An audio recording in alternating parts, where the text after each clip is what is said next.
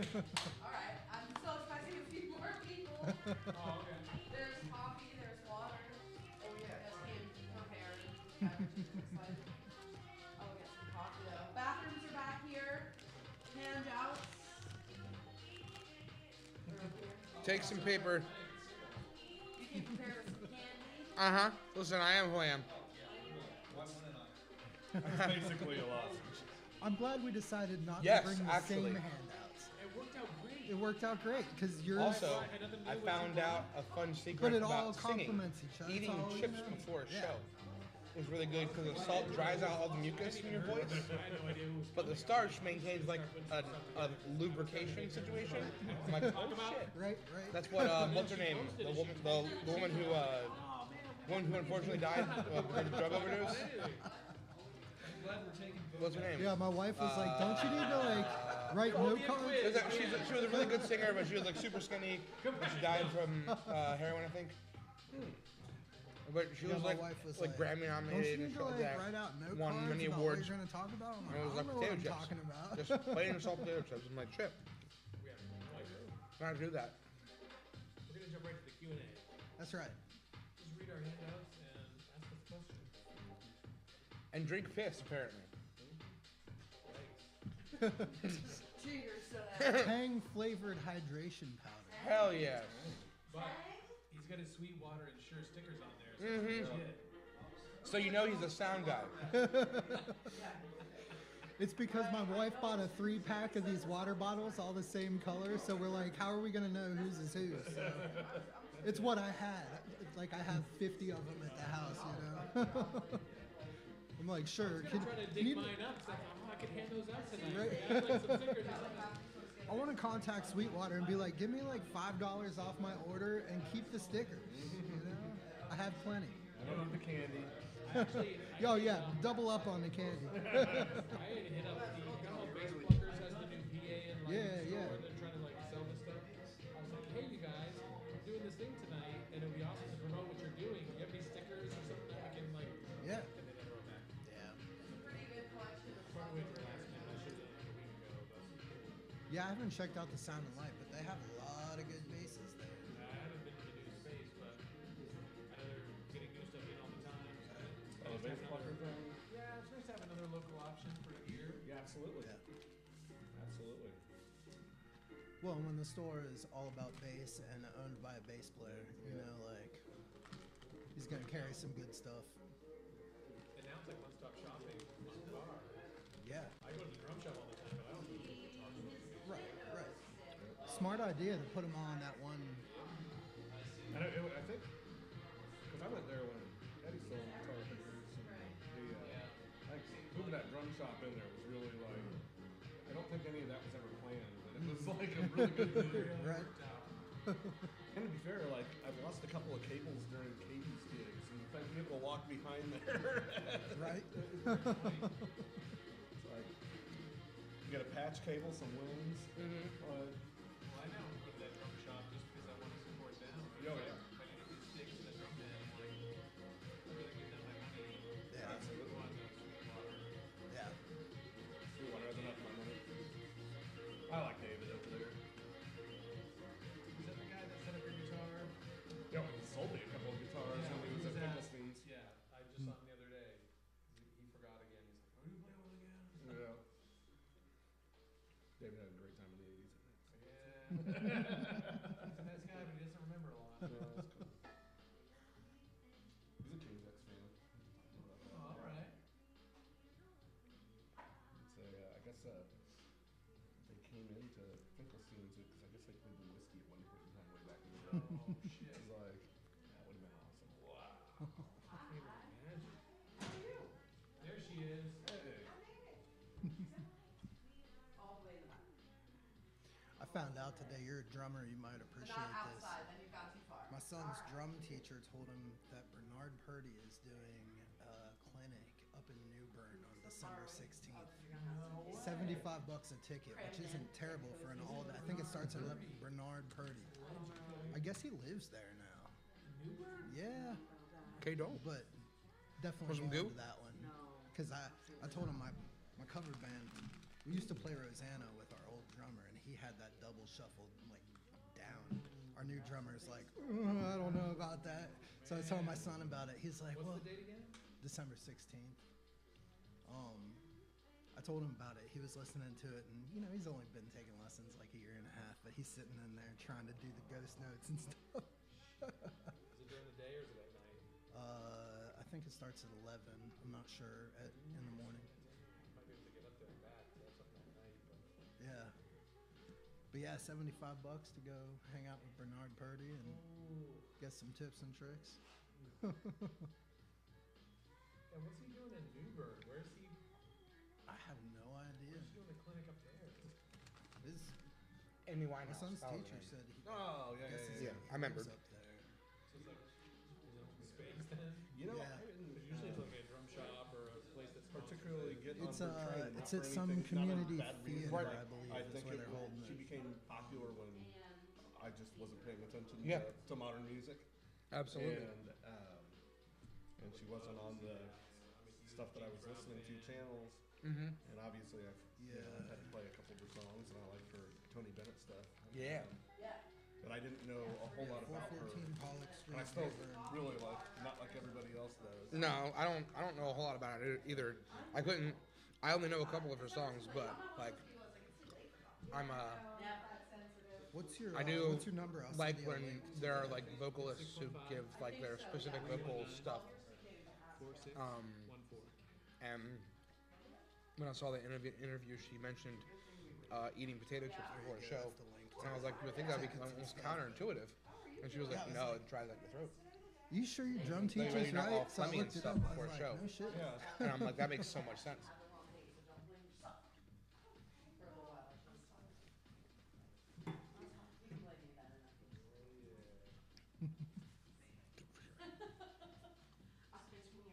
It's really nice. Well, there are some beautiful handouts up here. I'm gonna start at least with this. And some hello, my name is hello, my name are. Hello, my name are. Look at this table of stuff, you guys. There's about 10 grand worth of equipment on that table. What is going on over here? About $500 in cables. You bought yours on sale? Everything must go. Oh yeah. Donate to the things are in the phone. Right. I turned everything else on except your. Oh, FYI about the microphones, they are for the stream.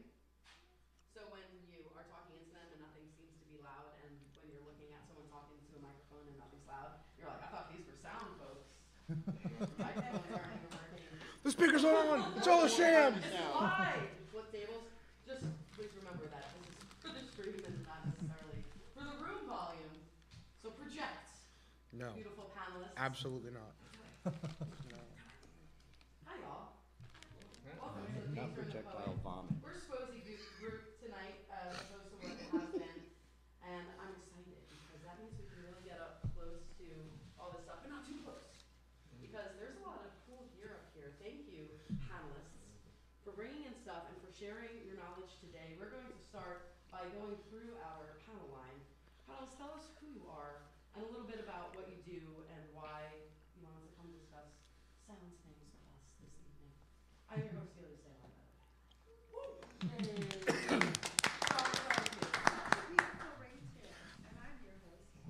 way. Only because you know each other. Okay. Hi, my name is Sean Pugh. I am a solo musician. I play guitar with Delia as well as bass for Delia and Friends. And I'm also the sound guy numero uno at Bourbon Street. And we also run sound together at Mad Cats, and I run that sound there sometimes too. I am TK. I'm actually by training and career a video engineer, but sound is very much a part of video. Otherwise, it's just, you know, lights. But when the passion for doing live music, my first time on stage was in an opera with my mother when I was 6. And as a cello player in symphony, that good sound in a theater is where my passion for it started.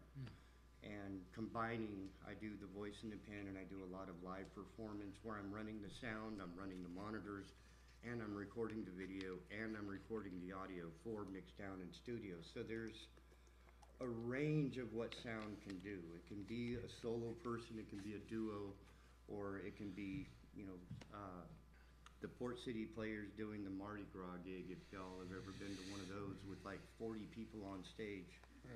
You know, so sound is a lot more than I can handle. Hi, I'm John Hussman. I play guitar, sing, do solo stuff, do band stuff. I also play with Delia and the Friends. And Yes, they're all my bands. and doing live sound has been a part of my life since, you know, playing in a first band at 10 or 12 and doing musicals in theater.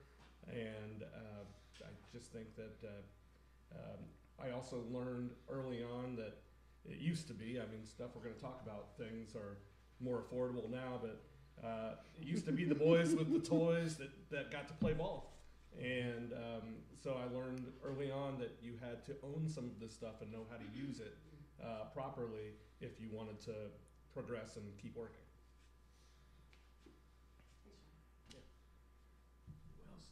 Well said. My name is JJ Street, and I play the drums in Delia and Friends. The whole band is up here. A lot of what I learned about sound came via experience, not from any formal training. But over time, I've learned myself into running sound for bands, for theatrical productions, and now I work for a company out of Nashville that does audio, video, and lighting installations, which is really fun work that I get to do. And I've had the pleasure of working with all of these gentlemen up here. And I'm excited to talk more about sound and chat with all of you all tonight. Hi, I'm Trevor Havelka. Both my parents were music teachers, so music's been a part of my life. Started piano lessons at age 2 and progressed, went to Berklee College of Music for electronic production and design, and played in many bands in Wilmington, currently with FM Underground, a cover band, classic rock cover band, and Space Folks, more of an electronic duo. I work at Shaka's Backyard in Hampstead doing sound there. I've done sound at Bougie Nights. This next season I'll be the monitor engineer over at Greenfield Lake Amphitheater. So yeah, I just love talking sound. It's a huge part of my life, has been for many, many years, and excited to help share some knowledge. Thank you all so much. It really means a lot to me that you all came out here tonight for some time. It's hard to get this kind of collection of knowledge in one place, so some knowledge dropped. And I just want to mention, yes, I brought my band here. But one of the reasons that I did that, like I know a lot of us in this room from music, obviously, from open mics. And I met John and JJ when I first moved into town, and they had first moved into town at an open mic. And I really knew nothing about sound or really even playing out at all. I was running, you probably remember that Ibanez acoustic amp, and that was like all I had. And then I bought the Passport, which is still going somehow strong after all these years. But I really didn't know anything about what I was talking about. And JJ and John helped me out a lot. And then, of course, running sound with Sean at Mad Cats has taught me a lot as well. So everybody here, thank you so much for your time. And one of the hard parts about this, hello, come on in, is that I don't know a lot of this stuff. I'm still learning all the time. And I think probably everybody, no matter how much experience you've had, will say, like, I'm still learning all the time. You know, just like the conversation they got in before you guys came here, I was like, I already don't know what we're talking about here. So that's why you'll notice that our thing today, if you've come to some of the other workshop, it's a little more broad and vague because I couldn't get too specific. I'm gonna leave that to our panel today.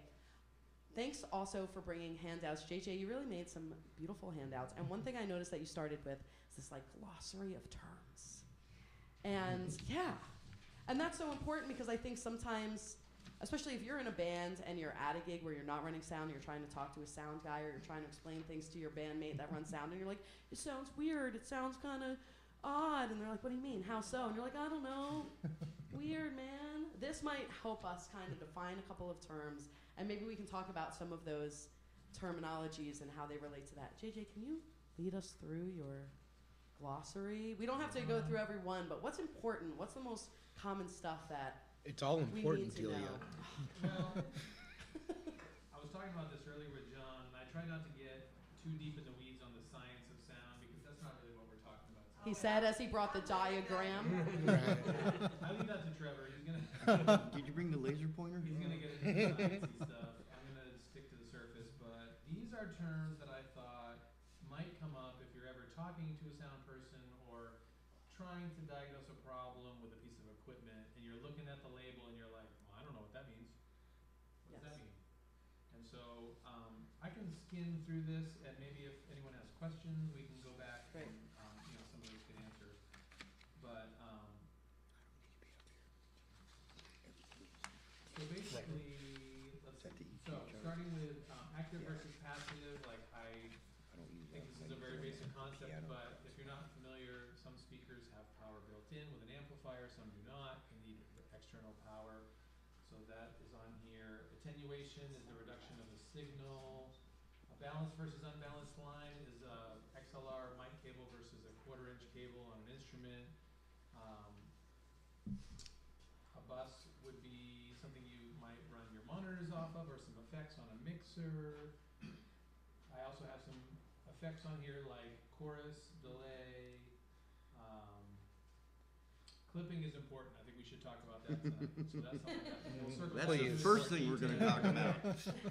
Red A lot lights of of things doom. can cause clipping, but we need to get more into that, so I'm gonna skip over it for now. Compression is something Delia you brought up, so I think Yes. maybe we'll talk about that at some point. It's something that Trevor can brought a be really cheat sheet. helpful, especially I know some of you have mentioned being strong singers where you might need a little bit of help because you have issues with clipping, and so compression can be your friend.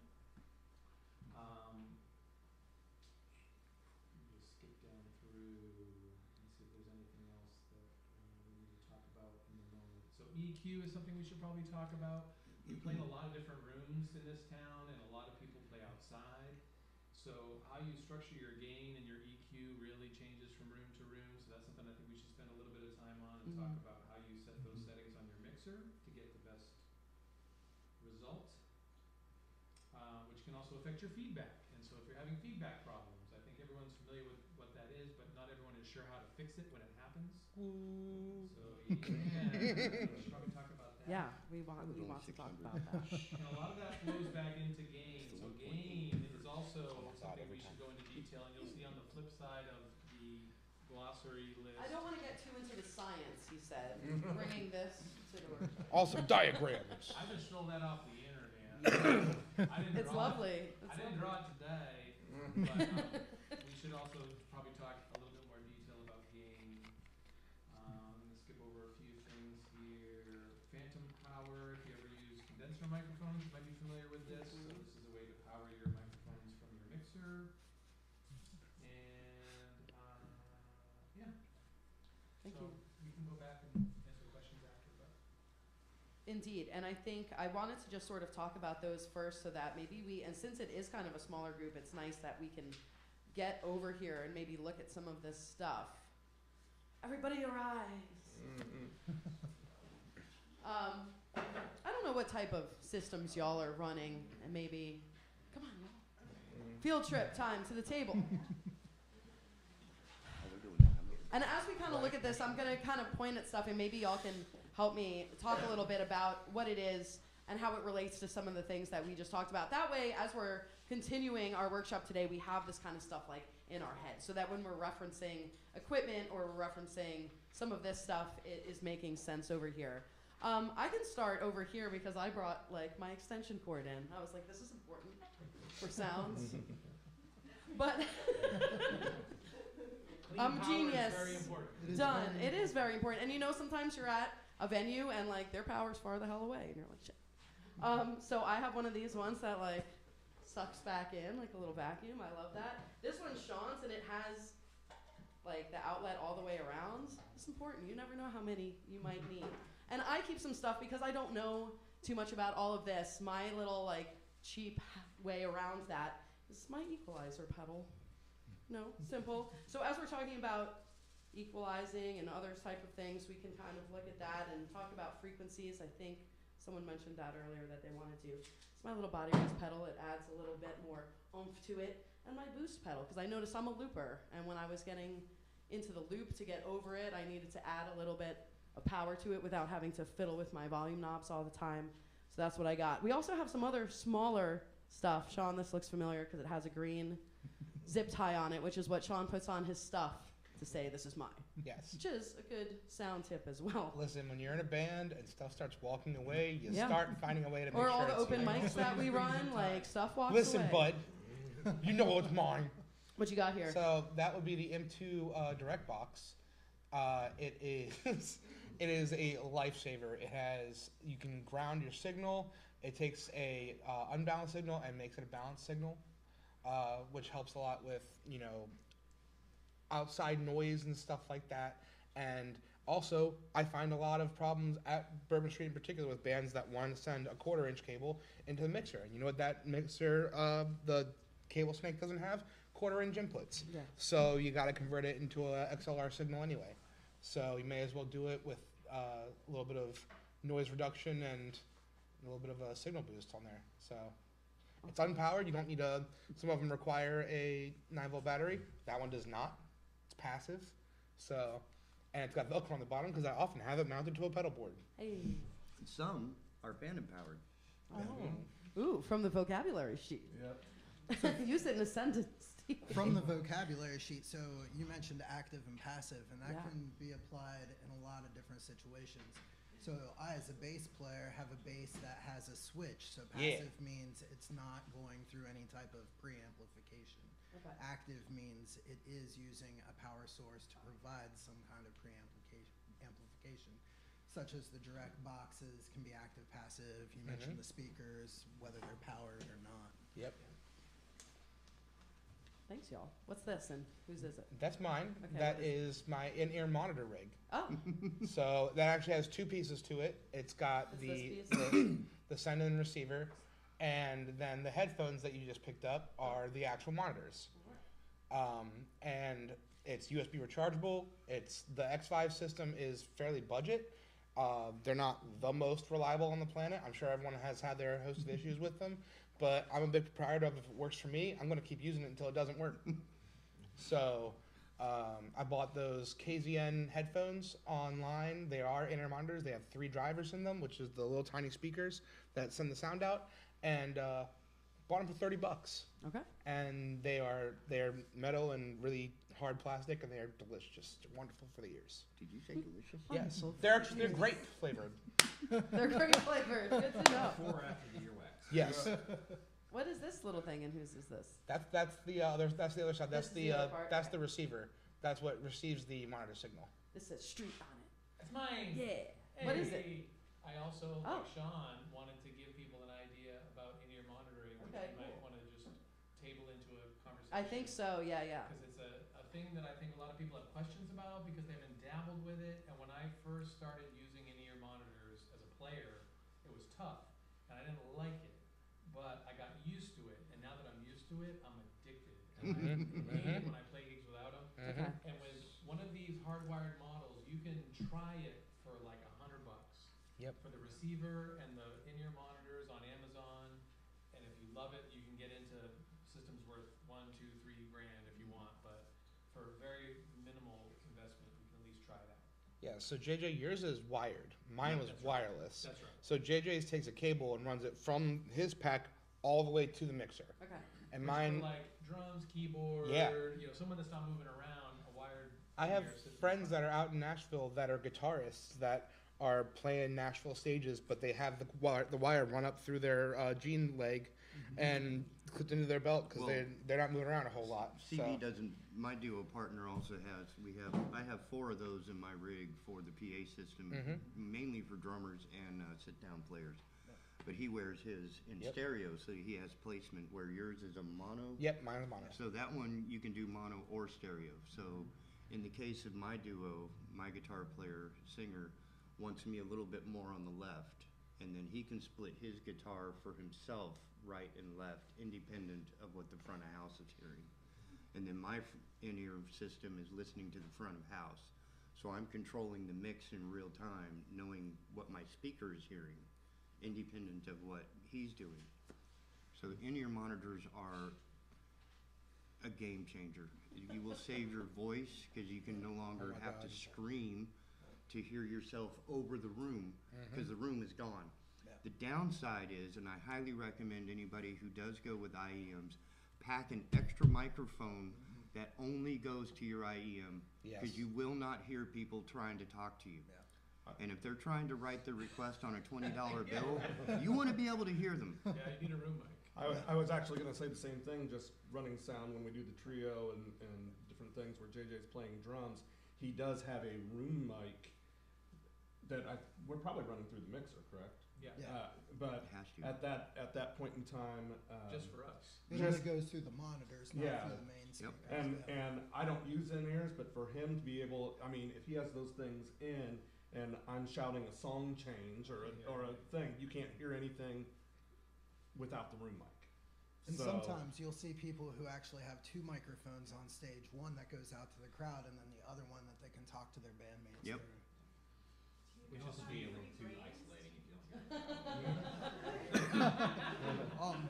Another nice thing about the wired in-ear monitors is, and I know you've all experienced it, it shows your phone, you're like, oh, the Wi-Fi is real weak here, not getting a good, it's because of interference. So a lot of the wireless in-ear monitors you buy, like the X-Vibes, are running on the 2.4 gigahertz band, same as Wi-Fi, same as Bluetooth, same as a lot of other devices. Oh yeah. So the more of those you have on stage or in the crowd, the more interference you're going to have, the worse your signal's going to be. So the more wired stuff you can do, you help eliminate that interference so things work a little more consistently. Otherwise, you end up spending money on a heterodyne system, right, which is more than a truck. John, on a panel of people talking about in-ears, why don't you use them? It's a Tell us, sound John. choice for me. I've used them in the past. I actually most of the time I'm running the show as far as I'm doing the singing.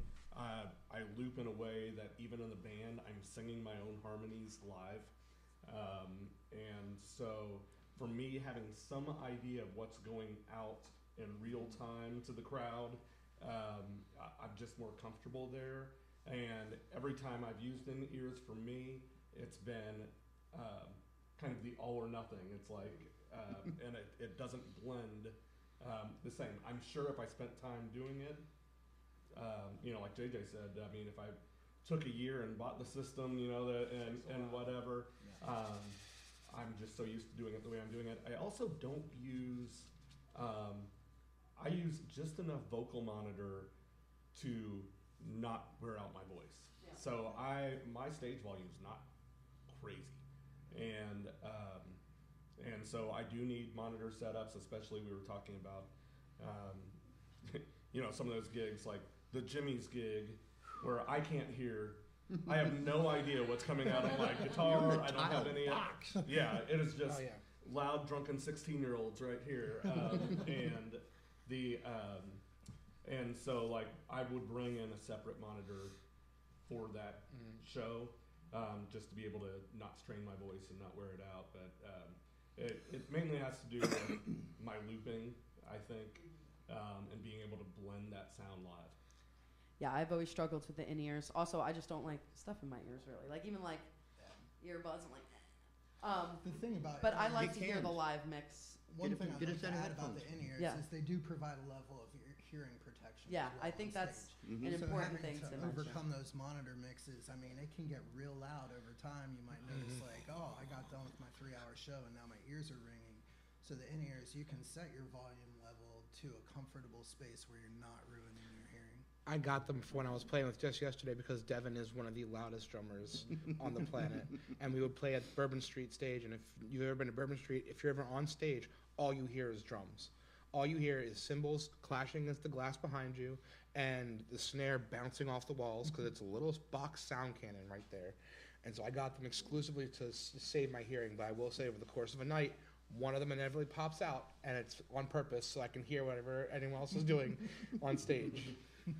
Like, we were like, we're going to come back to that, but we couldn't. We No. had to talk about it now. But we'll come back to hearing yourself, because that's an important aspect. It sure is. Hot take, I just like a speaker behind me. Sorry, I still like the speaker behind me. I do. it looks like we're getting into mixers. And again, y'all can like get over here and take a look at this stuff, because I remember when I was first learning about sound stuff, looking at a mixer when you don't know anything about it is very overwhelming, and it makes my brain go, nope. Mm-hmm. And I'm like, wait, we can learn. My brain's like, I don't think so. All this stuff. But what if So, whose stuff is this? Does someone want to lead us through some of the things that we see here? Well, JJ's is the first. If we're going from right to left, the first We're one's going this JJ's. way, yeah. So we have 3 or 4 different options Yeah, we for do. you at, for mixers, and I think maybe Guys, we'll do get a up in deep here. dive later on in the different options. Okay. Because Yeah, we'll talk about brands and stuff like that. at the very basic, Oh, the diagram! but The diagram.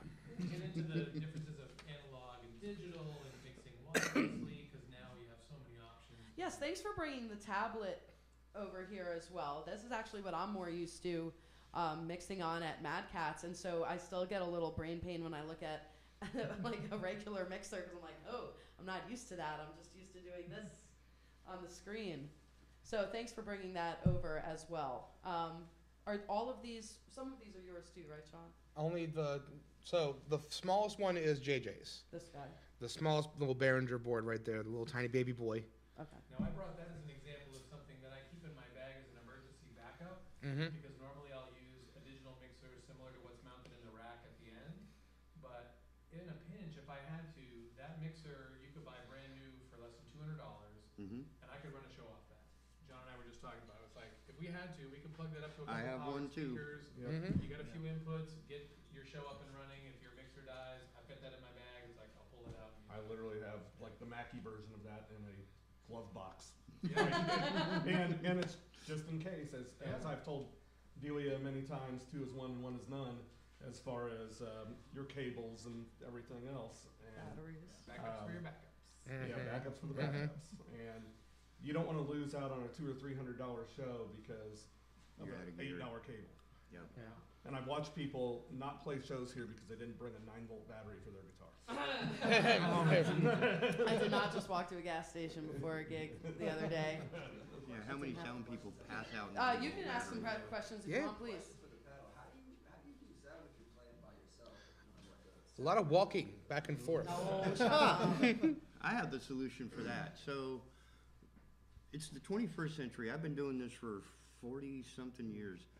Every board on the end here that uses an iPad is also accessible through MIDI. So my duo rig, when I'm playing with my buddy, I have a keyboard, bass, electric, and acoustic guitar. And my mix is the front of house, and my keyboard has all of my mixing on it. So you can get other control surfaces. Because the advantage of an analog board is if something goes wrong, you can grab it and move it, fix it immediately. Yeah.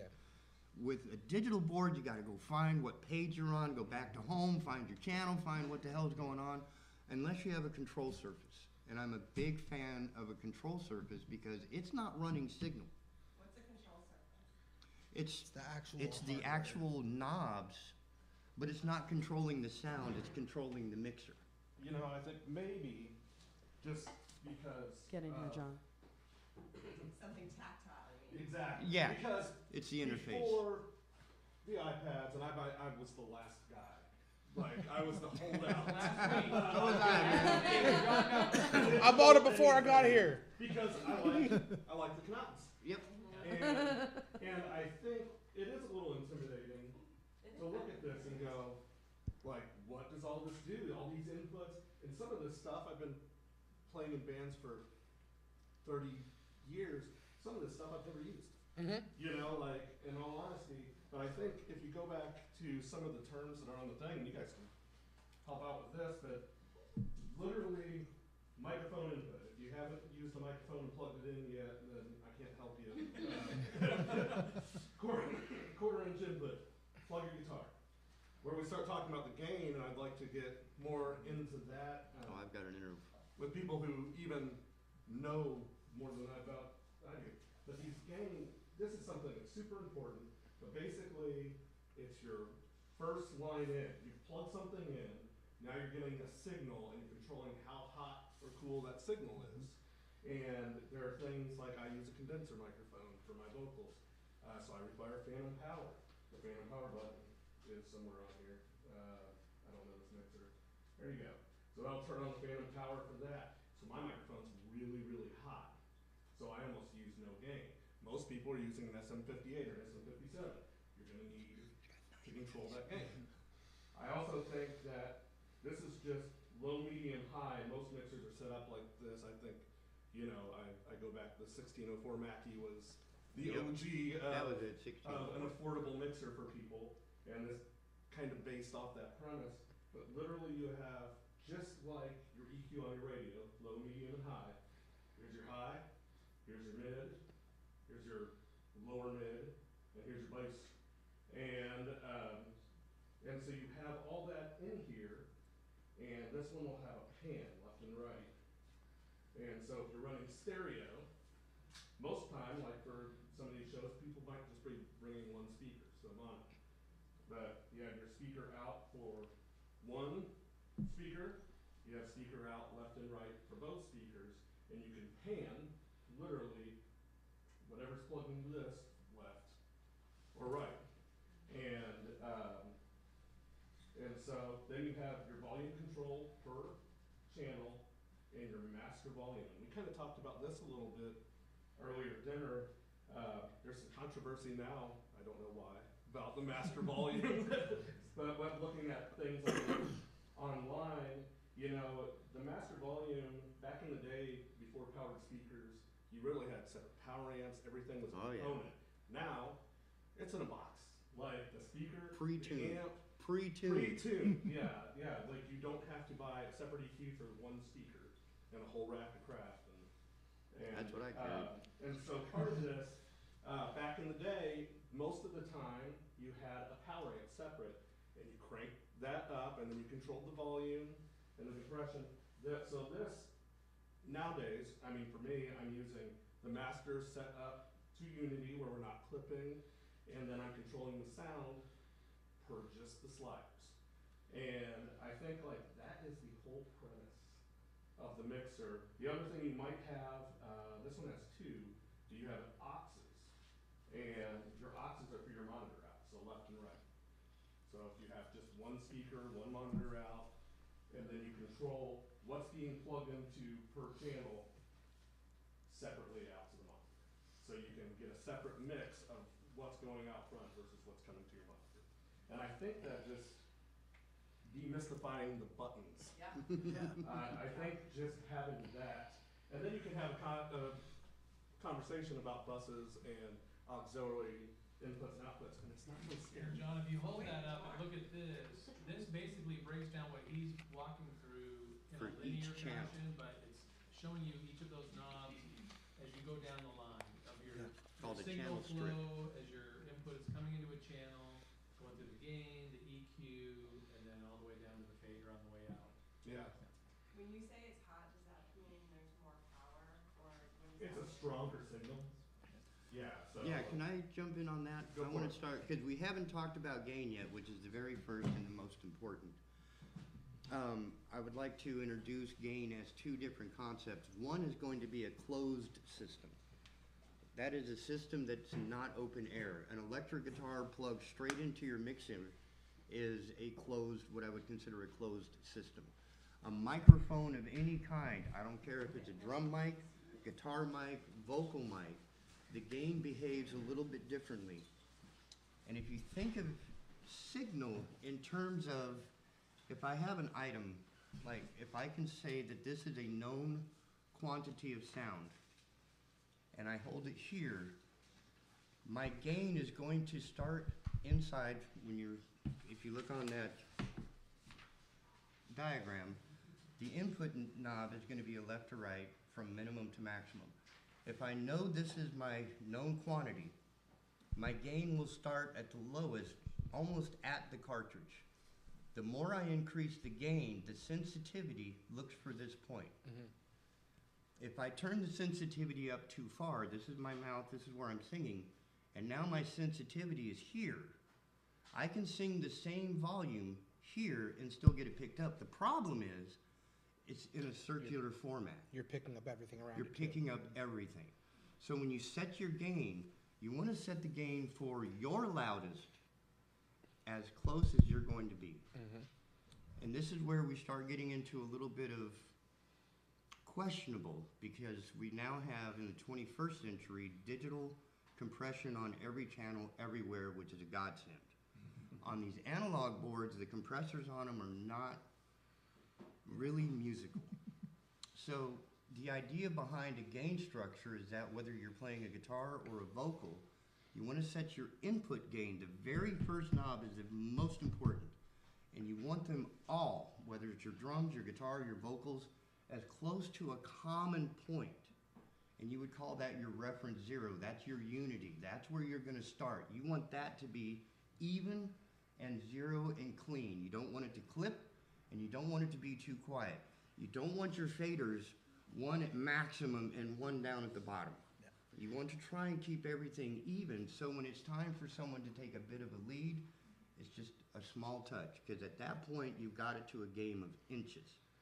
The difference with things like bass players, which is an advantage we have, is that we can do anything to our gain that we want. We're just better. And it's right. It's normal. The other thing about gain is you have to be careful about where you are. I will argue from a previous point, with my digital board, I use a Soundcraft. I don't use any of that garbage. I'm sorry. Is the way my duo works is the same every single time. So that my gain structure and my setup, my mix, all of that pretty much remains the same. The only thing that's different is how this mic reacts to this space. So my in-ears will never change. My input gain will never change because I'm using the same guitars, I'm using the same vocal mics, I know my presence. What I will change is the EQ of the room. Now this is where I'll go back to some of the old school. When we were running shows, the very first shows I did was like Butthole Surfers and the Meat Puppets and some of these old school Identity and Steel Pulse on their first tour. All I had was a mixing board and 4 EQs, and that was it. And that should be everything you need to run a show. I didn't have reverb, I didn't have compression, I didn't have anything. But I was taught the first thing you do after you get your gain is you look for what frequencies are sensitive in the room you're in. Every room you're in is a box. Every box has a resonant frequency that will run away from you in a heartbeat. The cool thing about digital toys is that you can dial up the real-time analyzer, RTA, that's actually listening and giving you a visual reference, much like this. And what it'll do is it'll show a spike at a particular frequency that's stronger than the rest. And that's where you would use your EQ to correct it. You don't get rid of it. You just bring it down so that everything's as even as possible, as flat as possible. And that's my introduction to gain. You know, that brings up something I wanted to say about John, though, and I think you could talk about this a little bit, is in general, like backing up to being a singer. I know you mentioned being a strong singer earlier, and working the mic. Let's just get back, before we even get into all the gear stuff, but I think you do a great job of this, and John's all over the map with how he's singing. But the distance that you are from the mic, which speaks into what you're talking about with the distance on the gain that's needed. Because the louder you sing, that point, still, his vocal point stays here. Yeah. So when he gets loud, he's back here, but that same volume point stays here. I also, that comes, a couple of things, not using in-ears for years, and I know my gear. The other thing is not, and we could go into hours and hours and hours of talking about what microphone you use. So many people just buy the SM58 off the shelf, and there is nothing wrong. These are great mics. It didn't work particularly well for the sound that I wanted. So I was blessed to always be around gear. I worked in a music store for a while, and I got to play around and see what microphone actually worked for me. I found out that a condenser mic was, because I have a high top end, a strong, loud top end, and I don't have a whole lot of low. There's not a lot of Barry White going on here. And so if I have to get a little damn baby on the mic, I need to be up on it to capture those lows. For high, most of the time, I can be 5 feet from the mic. And and I work that distance. And I'm kind of a set it and forget it guy. Like, I mean, that microphone, I get it to the point where it's not feeding back and it sounds clear. The a condenser mic in particular, I think, has a crisper, more airy top end. And so I can use that between the room and the room and the mic to make that work for me. But I definitely, we talked to Lorna earlier, and clipping, so much of that, the clipping is going to be your gain. I don't know if you use a wireless mic or what mic you use, but if it's a condenser mic, those things are so hot, I mean, my gain is almost off. And so figuring out that balance, I will guarantee you that that's a big part of clipping, is not knowing how to use the gain. Also, there's some other ways to correct that, but TK's point, like back in the day, before the digital mixer, like it was just like that. There's your 4-band EQ, there's your gain, here's a mic and here's a cable, ta-da. And, You're and it's welcome. still very much And 400-pound speakers. 400-pound speakers. Jesus. Yeah. And Something- a rack. Yeah. something The rack else to could add power on them 'cause the power microphones. amps weren't even in them. Different microphones have what are called different polar patterns. So like an SM58 has a wider response, so it's picking up stuff off to the sides, directly in front of you. JJ also brought some diagrams of that, of different types of microphones, so while we're on the subject, they're also over here, in case we want, we can get up and take a look at that a little later after we hear about them, but there's Yeah. definitely a handout that speaks to what you're talking about. So that's why I tend to like the Shure Beta series. They're super cardioid, and there are many different brands that use them, or that use that same pattern. But the nice thing about those is they have a much narrower sound field. So you cut out a lot of external noise. You cut out the ability for feedback more because it's more centered directly in front of you. So super cardioid mics are really good for live purposes because you can kind of nip some problems in the bud and really like not worry about it picking up everything around. We're gonna get back into gear stuff, kind of wrap back around to it, once we understand some more things. But I also wanted to talk about, because we have examples up here, and because as soon as we got in here, there became like a brand conversation. So let's go through the panel. What brands do you like? And I say this because as somebody who, again, like was starting from scratch with sound stuff, didn't know anything, so I don't even know what to look up. You know what I mean? Like you get to a point where like, cool, I need a new sound system, or I need some speakers, and like, you're like, speakers. And then you Google, and what? I'll speak from experience. Yeah. Lately, I don't even have a vocal speaker that I can call my own yet. So I've been looking up vocal speakers on Amazon, and I had to switch over to Sweetwater because on Amazon, I'm sure if you guys look up vocal speakers, it's like, yeah, well, not only do you see 500 brands, you also see 5,000 brands that you've never heard of before. You don't know if you Acoustic trust them. Sonic. You don't know what's good because everybody just votes, everybody rates all the speakers 5 Draco. stars because, oh, it picks up my voice. Okay, tell me more. Yeah. So I know all the, Behringer, I know Audio-Technica, I know Shure, I know other speaker brands, but there's some on there where I'm like, these are budget options, but I don't know what budget options are good. And beware the budget option when it comes to Yeah. sound gear. Beware the budget Um, option. Not let's all start Alto with you, speakers and are let's good. just kind of talk about some of your favorite brands, why, who's reliable, who's longevity focused, and what things that if you see on a site you're like, nope, like Yeah. let's start there. Yeah, so I think it's kind of similar to cars, right? So like every brand And the is expense. going to have good equipment and Yes. they're going to have bad equipment. So it's really, you can't go just based on brand name. Behringer back in the 90s and early 2000s, pretty much everything they made was cheap, disposable junk. They've done a lot better as of recently. JBL is pretty consistent in their top end line, but their lower end line can, parts can be hard to find if you ever have to get stuff to get repaired. So what I typically look at when choosing equipment and choosing a brand is how well is that equipment going to be supported? What's the warranty like? What, what's the turnaround time? How hard is it to find parts? Are there support people who are responsive? Is there a good technical support forum or knowledge base online so you can potentially fix things on your own without having to involve them? Behringer Turbo Sound makes some great budget equipment. Certain model lines are better than others, of course. One thing I warn against is the fact that their support can be lacking. It's all based out of Germany from Music Tribe. To get parts, replacement parts, or to get things serviced can take a long time.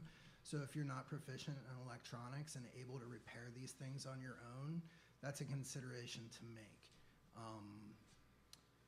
I agree with you, like on the Amazon front, you're gonna find all of these options, and even some of them will make it look like it's a name brand, but really it's a knockoff.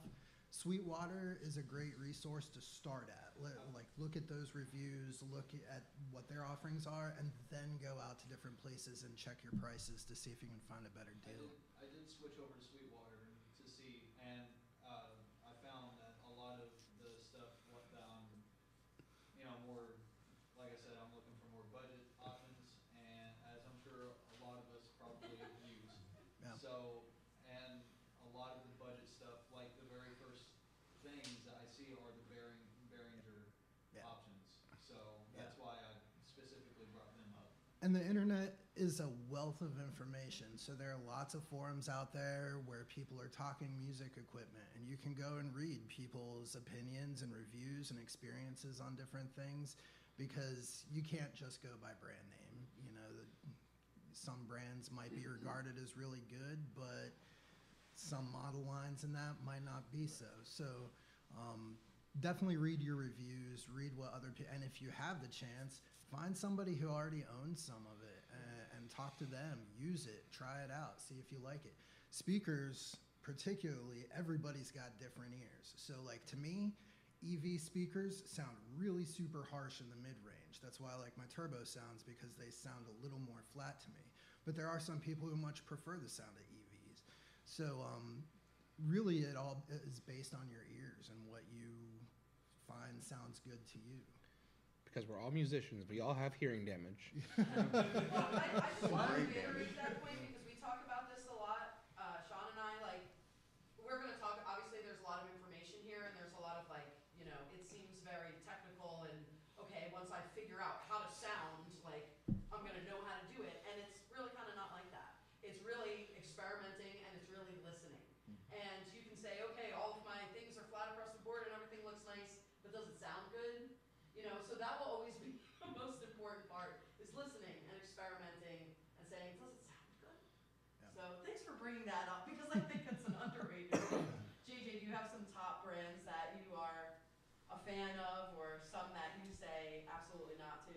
Yeah, I have to laugh because, I think I'm down with everything Trevor just said, and I laugh when TK was talking about all the garbage on the table, because half of it's mine. And I've used half of it. And that's my point, which is I would agree. And the Behringer stuff, it might be discount, but you're dealing with a budget, right? So you can only afford what you can afford. So one of my favorite brands is Yamaha. Now Yamaha makes really top level stuff.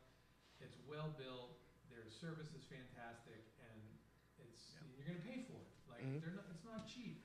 So when I can afford it, I'm gonna buy their stuff. But if I need an in-ear system and Behringer sells me that little box over there for $50, that's what I'm gonna buy. And I've been using that thing for 2 or 3 years on gigs. I take care of it. I keep it in a case. I don't abuse it, and it's still working. And if you buy that budget piece of equipment, then you can use it to make your money to save up for something that's better quality, right? Absolutely. If you take care of your stuff, the budget gear can get you by, and it may not sound as good, but if that's what you got, and it's like a car, it's like a wine, you get what you pay for. So the more you spend, the more you're gonna get. But I guess I would say in the middle, there's all these other brands that we can, argue all day, but like you said, it's all personal preference. You might look at those reviews and those things online to see what the service is like, what replacement parts would be like. And I'm gonna let John talk more about EV, because he's got some really fun toys that he's been exploring lately, and Yeah. So, by the way, just years of doing this, I've owned the JBL stuff, the PV stuff. I've owned, I've worked at a store where I got discounts on Mackie. I bought the first Mackie powered speakers, which were really, and I still have 2 of them, that were really like the first consumer grade powered speaker. And at the time it was amazing because you didn't bring out a power amp. You didn't bring out a rack of stuff. It was all crossed over. It was brilliant. And it only weighed like 100 pounds, and which is pretty amazing. And I still have 2 of them, like I said, and I have to bring them out every once in a while. And boy, they still weigh 100 pounds. But I'm a guy who does band stuff. I've run sound for other people. But mostly I do solo acoustic things. And probably what most people are out wanting to do. And I've used EV stuff. I've almost always owned 12-inch speakers because they're a little smaller. I don't drive a van, and the EVs at the time, I like there's a top-end clarity to the ones that I own. I also didn't buy the super top-of-the-line ones. The bottom ones, the bottom of the barrel ones, are probably, if they're not made at the Behringer factory, they're probably, made similarly. I bought the middle of the road, and the other thing that JJ and I speak about is, listen, we live at the beach. There's salt air everywhere. Like, I'm not spending $3 grand per speaker because at some point in time, this thing's gonna be a bit lighter and I'm gonna have to throw it away. And there's not a lot of great electronic repair around here. It's hard to get in. So at some point in time, like $600, $700, $800 has to be my budget per speaker. And at that, God bless the Sweetwater credit card that I keep burning up. But I also have the Soundcraft mixer. I think we probably have the same one, a digital mixer. I've learned to love it.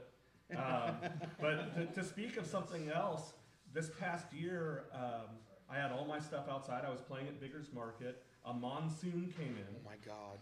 And I had literally, I lost about $4 grand a year, like that. And I actually, luckily, Sweetwater was under warranty, and I got most of it repaired. So it was really nice. I had to pay some shipping, but in the meantime, I've been looking for a smaller speaker to just bring out for some of these gigs. That, to be honest with you, I'm 45 and I have 93-year-old knees. And so like just lugging stuff upstairs in some of these downtown gigs, I was like, something small. I looked into the JBL, I looked into a couple other ones that they sent me, tried out, wasn't my thing. I'm personally not a fan of the line array stuff, the sub and the stick, that a lot of the Bose systems that a lot of people are using. I feel like that you have a bunch of really small, almost tweeters that are in those things.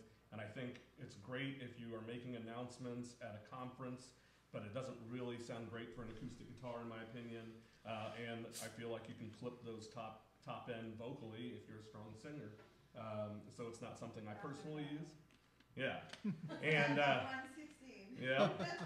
And so I invested, it's called the eVerse 8. It's an EV product, and it's been a game changer for me. It's an 8-inch, 17-pound speaker. It's battery powered. The mixer is on your phone. You have 3 channels in, Bluetooth, 400 watts. I played Shaka Beer Garden with one. Yeah. And that's a spot that can be outside 600 people. And it's not cheap. It was $750. But I think the fact that I can bring my guitar, my pedal board, have a bag with a speaker on it, my shoulder, and this is my mixer, I'm pretty happy. My knees feel pretty good about this decision. And I like it so much that I actually bought a second one, and I'm using them for monitors in my band. So I also feel like, I'm getting my money's worth out of this. And I don't feel bad about it when you play 4, 5, 6 nights a week. You're saving time, energy. The fact I could set up and tear down in 20 minutes, 30 minutes. I don't have a footprint. My pedal board is known for being on the larger side. And so it's the stone zip code. Yeah. It's the height of most 10-year-olds. Yeah. So it also speaks to picking the tool for the job, right? Because when you use them for monitors in the band, we're just trying to hear his vocal and guitar. I wouldn't put kick drum or bass through that thing because it's an 8-inch speaker. Right. It's not going to work for that. Yeah. But in a small venue, if I just need to hear your loop, that's all I need is that in my face. Yeah. And it does a good job. And the budget is a thing for everybody. But I will say that I've been on the side of buying a little bit better and hopefully getting the time out of it, which is why I still have 20-year-old powered Mackie speakers sitting in my, in my room up there. That's why I do spend a little bit more money on the mixer, and I understand if you don't have it, but boy, sometimes just all right, that's just not gonna break on me tonight. There's a zen. It's already awkward performing. It's already weird getting up on stage. I'm not even sure if it's like psychologically healthy. Like to want to do It what likely we is do. not. And but I feel like, boy, just the knowledge of my guitar isn't gonna fall apart, my cables are gonna work, the microphone's not gonna shut down the speaker. There's a little bit of relief. And to build off your earlier point, if you spend $750 on a speaker that's going to last you 5 years, it's better than spending $600 on a speaker that's going to last you 2, because over that 5-year span, you're going to end up spending twice the money. So it's better to save up and buy the more durable, long-term solution. Joke's on you guys. I bought a $350 speaker and it's lasted me for 10 years. I was gonna say, if I save money, Exactly. And it's broken right now. JJ was with me once when I had bought a kind of cheapish guitar, and we went to plug it in. We were at Loggerheads of all places, Oof. and the connector went right in. The input just went right into the guitar. It was like jingle jangle. I was like, look, so we got my acoustic pickup and threw it in there. It was not good. TK, do you have brands that you prefer? You have opinions. Oh, You I know have that, opinions. so- TK said when he came in here, I'm going to be the man. least likable person here Yes, tonight. he Yep, was like, I am the making fun of asshole Sean's in the stuff, room. too. I am the elite bitch. Yes, you are, TK. I I had need the it on a shirt, TK.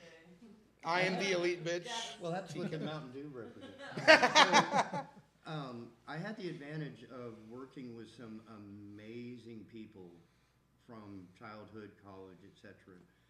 And I worked with a lot of equipment that came from, huge sources, equipment that none of us in this room will ever own, use, or need. But to see it in action and to talk to these guys, I ran cable voluntarily for hundreds of hours over years just to ask these guys, what does that knob do? What does this knob do? And the 2 pieces of advice that every one of these guys told me that was consistent was, 1, don't buy the bullshit. When I have Sweetwater catalogs coming to me, twice a month now? And there are articles on the latest, coolest, look what this thing can do. No. What you want to read, RTFM. Read the fucking manual. And I don't mean to be clear about this, but if you want to know what that gear is going to do, the article is not going to tell you. The article is going to accentuate the cool things, like it's got Bluetooth, or you can do this, or it shoots you to Mars in 30 minutes. No. The 2 questions that you need to ask yourself before you look at the gear is, what do I want it to do? Not just now, but in 10 years. The system, the PA system, I run sound for bands. The PA system speakers that I'm using are now 15 years old, and they only look a little scuffed because I am an elite bitch. They are all in pads. They are all in cases. I carry them like little babies because I want them to outlast me. And they sound phenomenal. They're $750 a box. They're Mackies. They're right in between the cheap garbage and the really expensive stuff. Because as we were discussing before, and this is just the speakers, as we were discussing before, most of the components of your equipment is all made by the same people. For example, the VSLI that handles the very large scale integrated circuit chips, those that run your sound and digital boards is 1 chip number. You can order that chip and drop it into your own PC board and make your own audio whatever you want. So the components are not necessarily the thing. For me, when I started looking at the manuals, I read the manuals for Personas, for Mackie, for all of these cats, and I settled on sound. Because I can't afford a Midas, I can't afford all these $20,000, $30,000 boards. But I bought a Soundcraft when I was a kid. Rush started their tours in Albuquerque, New Mexico, and I got to work a couple of these shows, and they brought Soundcraft. And their opinion was the British preamps, the very first knob, you want to be as clean and clear and transparent as possible. And if you sit there with headphones and listen, like I got to do in a music store, you can listen to each board. And you can plug into one board and hear wind. Just. In the case of some of these boards, I have one right there, so I will talk about that board. Yeah, we actually have the same board. The same boards. The cheaper boards make noise. But if you're in a bar, you already have what's known as a noise floor. The clinking of glasses, people farting, talking, whatever is going on, that your music is above that. So if you have a noise floor of your own that's not exceeding what the room is doing, nobody's going to notice at all. For me, the turning point, or the decision point for me to buy the Soundcraft I did was twofold. One, I knew Soundcraft, and I knew that their preamps were going to be beautiful. I was going to pay for it. The second thing is in the only real difference between any of those digital mixers is the software. In the case of some of these boards, the software is just generic algorithms that are tossed into the board to be a reverb or to be a delay. In the case of Soundcraft, because of the way the Harman company is built, DBX, who has been making compression and gates for 60 years now, they're one of the leading industry pioneers in that field. That software is available in my mixer. When I use a Yamaha like I did at the Muse on their big-ass $40,000 MC, their reverbs are generic. Their compression is all generic. All of their dynamics are generic. They're some guy, some nerd with glasses. In my case, the reason why I bought this board, all my EQs are high-end, written by BSS Electronics in Europe. Amazing sounding company. All my compression and dynamics are DBX. All of my effects are Lexicon, which is another well-known brand. So when I started reading the manual, and I started reading what this at the time was a $400 mixer. $400. They're $500 brand new right now. Soundcraft UI 16. You will not be disappointed. If you're not ever planning to go any bigger than, say, 4 people on a stage, the UI 12 is more than enough. You have amazing EQ control. You have amazing audio control. You have auxiliary buses, so you can run separate mixes for different people. It's amazingly affordable, built like a tank. But again, read the manual, because the manual will tell you what it can do and what you can do with it. And you can also tell just by reading the manual what kind of company you're dealing with. If the manual for your entire digital mixer fits on 2 sides of a page, you have bought some Chinese crap. But if you get a manual, if you've ever read a Mackie manual, and I'm sure anybody here will agree, those cats know how to write a manual. Yeah, sometimes I feel like they're trying to confuse you with how much they have in there. And they make it an enjoyable. It's not like reading a Sears instruction manual for your hi-fi system back in the 70s, right? These are actually guiding you because, where's the sheet with the glossary? 90% of running sound is just knowing what these are, right? Everything else is your ear. And the basic principle of starting with everything at a known zero, just like we do in science. If I'm going to do a measurement on a growth of a E. coli or whatever, I'm going to start with a known quantity at 0 and use that as a control. The same with everything that we do with sound. I want my guitar and vocal to be about the same. So when it's time for me to be a little louder, it's not, oh my God, where did he go?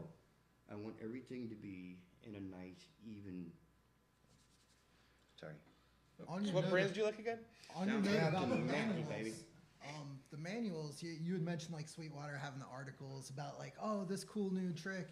You know, by reading the manuals, I've actually found out things that aren't necessarily advertised. So I'm Because like, they're oh, selling cool. something else. This actually has this feature. I didn't even know it, right? So that is. I'd like to bring up one other thing about some of the different brands, and you mentioned like finding stuff on Amazon. There was a point in time where, I don't know, like, what's the wattage of your Mackies? My Mackies? Yeah. 2800s. 2800s, all right. Mine are something like 600 watts, my speakers per whatever. There was a point in time where I know Behringer was guilty of it, and a bunch of those things were like 2 million watts. Oh, yeah. And it was like, no, Oh, yeah. no, that's not what it is. And you do have to have some kind of BS detector on that. Right. Well, and that's the reading. So like some companies will tout like, you know, this speaker's 3,000 watts. Well, that's peak. That means that is like, if you have a spike in signal, like this that's the thing. biggest punch it can take, not the continuous. So you want, when you're looking at power ratings like that, you want to look at the continuous power, and that'll give you a better idea of how loud and how much air those speakers are going to push. And you can get into a lot of minutia, like in the case of some of these speakers, and I've made this mistake, and it cost me about $1,500. I bought a pair of Mackie Thumps because they seemed really cool, and I got it in a little package deal, and I discovered that their 1,000-watt Mackie Thumps, they seem like a great deal, but knowing where I'm going with it, because when I'm doing an acoustic thing and I'm in a room this size, the thump would be more than enough. Yeah. Way more than enough, right? So if I never planned to be beyond this room, perfect. But I needed it for monitors for these jackasses that are deaf. We run what are called Texas headphones, where I take 2 wedges and I put them in front, and this is what it was like being in a metal band. I had 3 stations, each with 2 ear-splitting monitors on there, so I could hear it over the drummer, over the ridiculous guitar player carrying a double stack of shit. You okay? The flashbacks. Oh my God. What I discovered is that in that particular speaker, it's one amplifier powering both speakers. And one thing to know about sound is 70% of your power goes to the low end.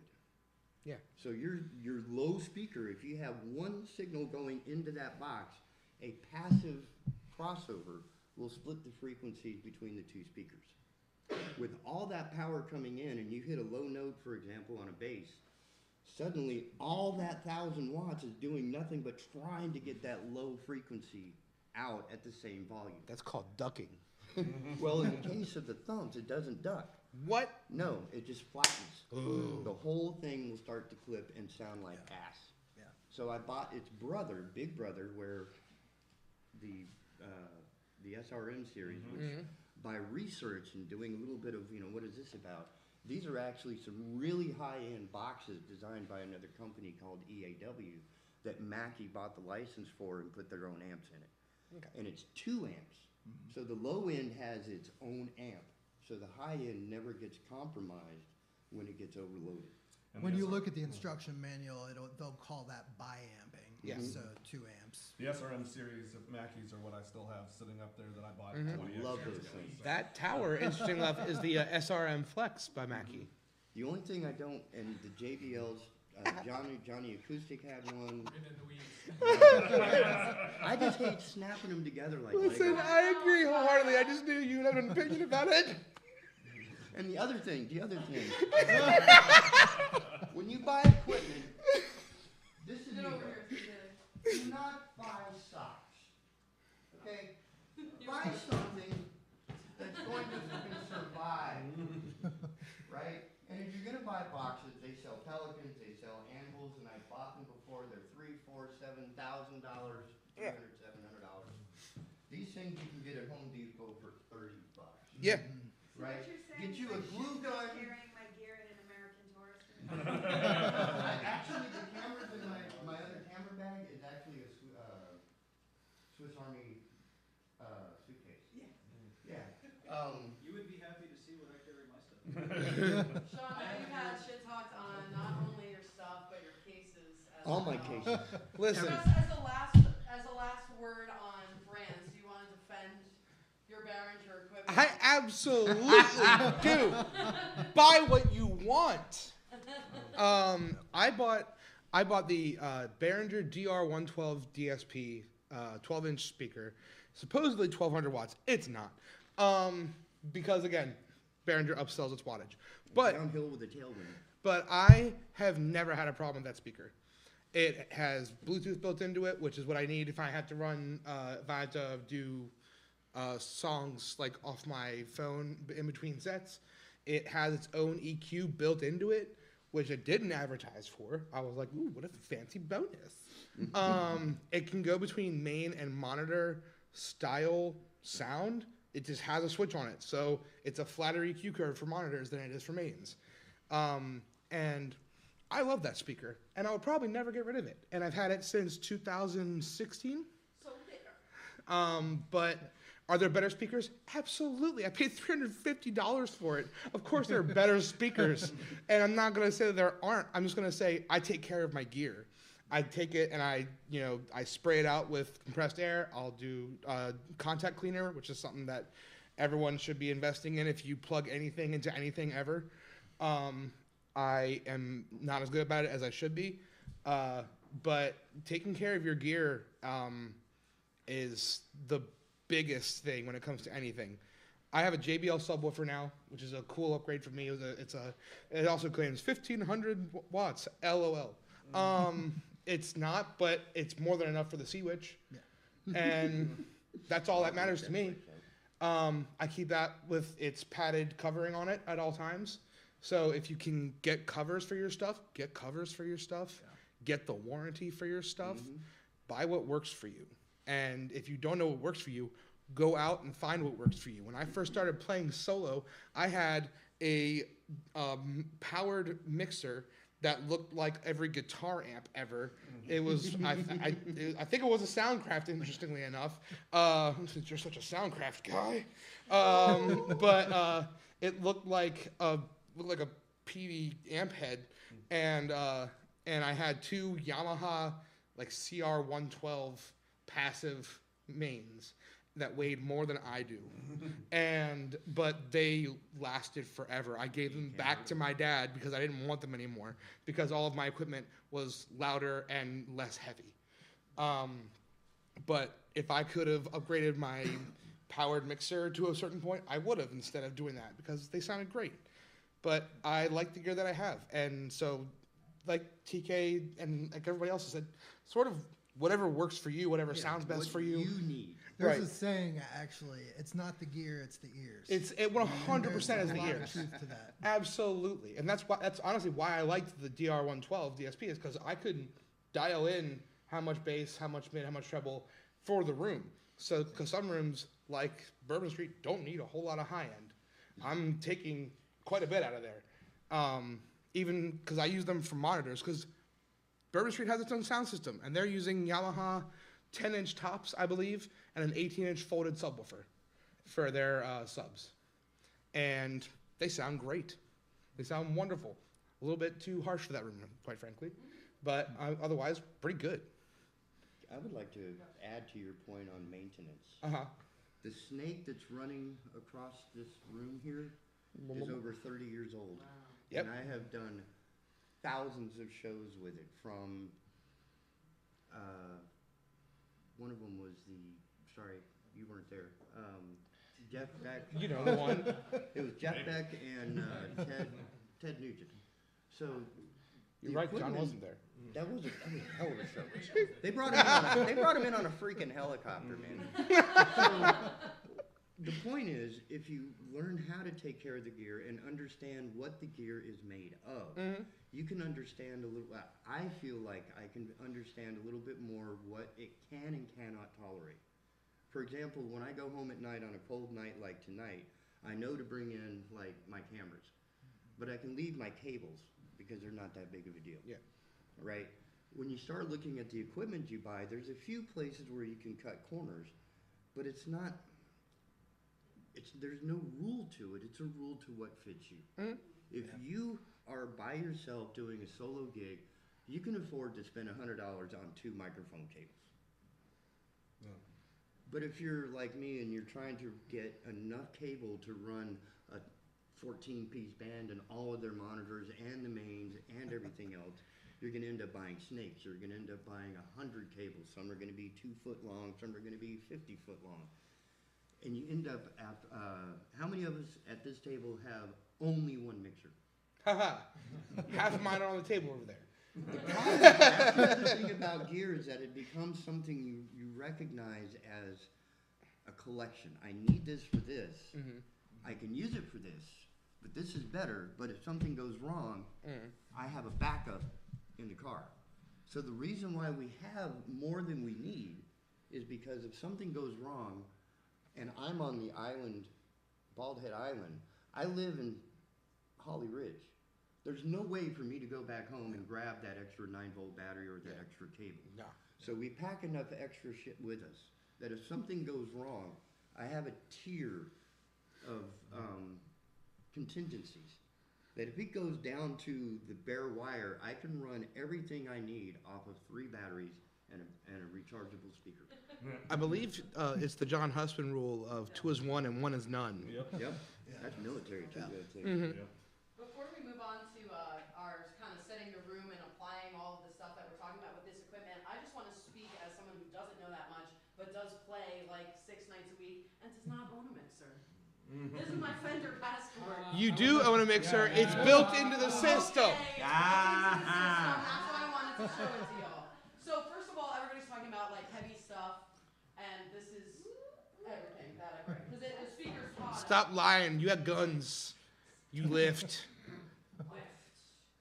These are my speakers. I mean, They have a thing for the stands on the bottom, and yes, the mixer is built in. So I don't have as much control as all of this stuff will give you. But again, like we're talking about, I'm playing most of the time solo. A lot of times now with the duo, we've run the band off of this system. Many times I've run almost all of my open mics off of this system, and this thing is a good 8 years old now, I guess. One of these speakers fell off a parade float during a Azalea Festival and survived. So And it's only got 1 dead channel. yeah, Dad, it How many works total channels? sometimes. Out of 4. Now, the reason that I don't need something separate because this has just enough control. Volume, treble, bass, and a little reverb for my vocals. My biggest complaints about this, somebody was talking about the dual connections. I don't know which one you guys were looking at. I think it was this one that has the XLR. The combination and the 1/4 inputs. inch. Because for some reason on this particular model of Passport, they decided that I only needed 1 instrument cable. Okay, so all of these other ones that you see are 1/4 inch, so I have to use an adapter because of course the channel in question was that instrument channel that I lost. In that case, what we were talking about earlier, the direct box, that would be perfect for Yes, this. and we've talked about that, and when I'm playing with Sean, I hook up with the DI box, and I just use, I should have brought one in, just adapters that plug right into the channel. It's a Didario 1/4 inch to XLR adapter. It's a little tube, and it turns it from a 1/4 inch to an XLR. inline matching Easy transformer. peasy. You're- There's a sub out, so sometimes this We were is like talking now about that. the I'm having emergency one that mounted we in the keep guitar. and sometimes Yeah, we nice. hook up Because just the this sub piece Taylor to this, is a just for a balance little board. extra Yeah, yeah. something. Sucks. And that's it. And I mean, and then my speakers plug in the back. So this is just something that I really like. I bought this not knowing what the hell I was buying. I just needed something. But it's lasted me all these years, and it's worked out for me as a solo musician and scaling up to the band. We test its limits at Shaka.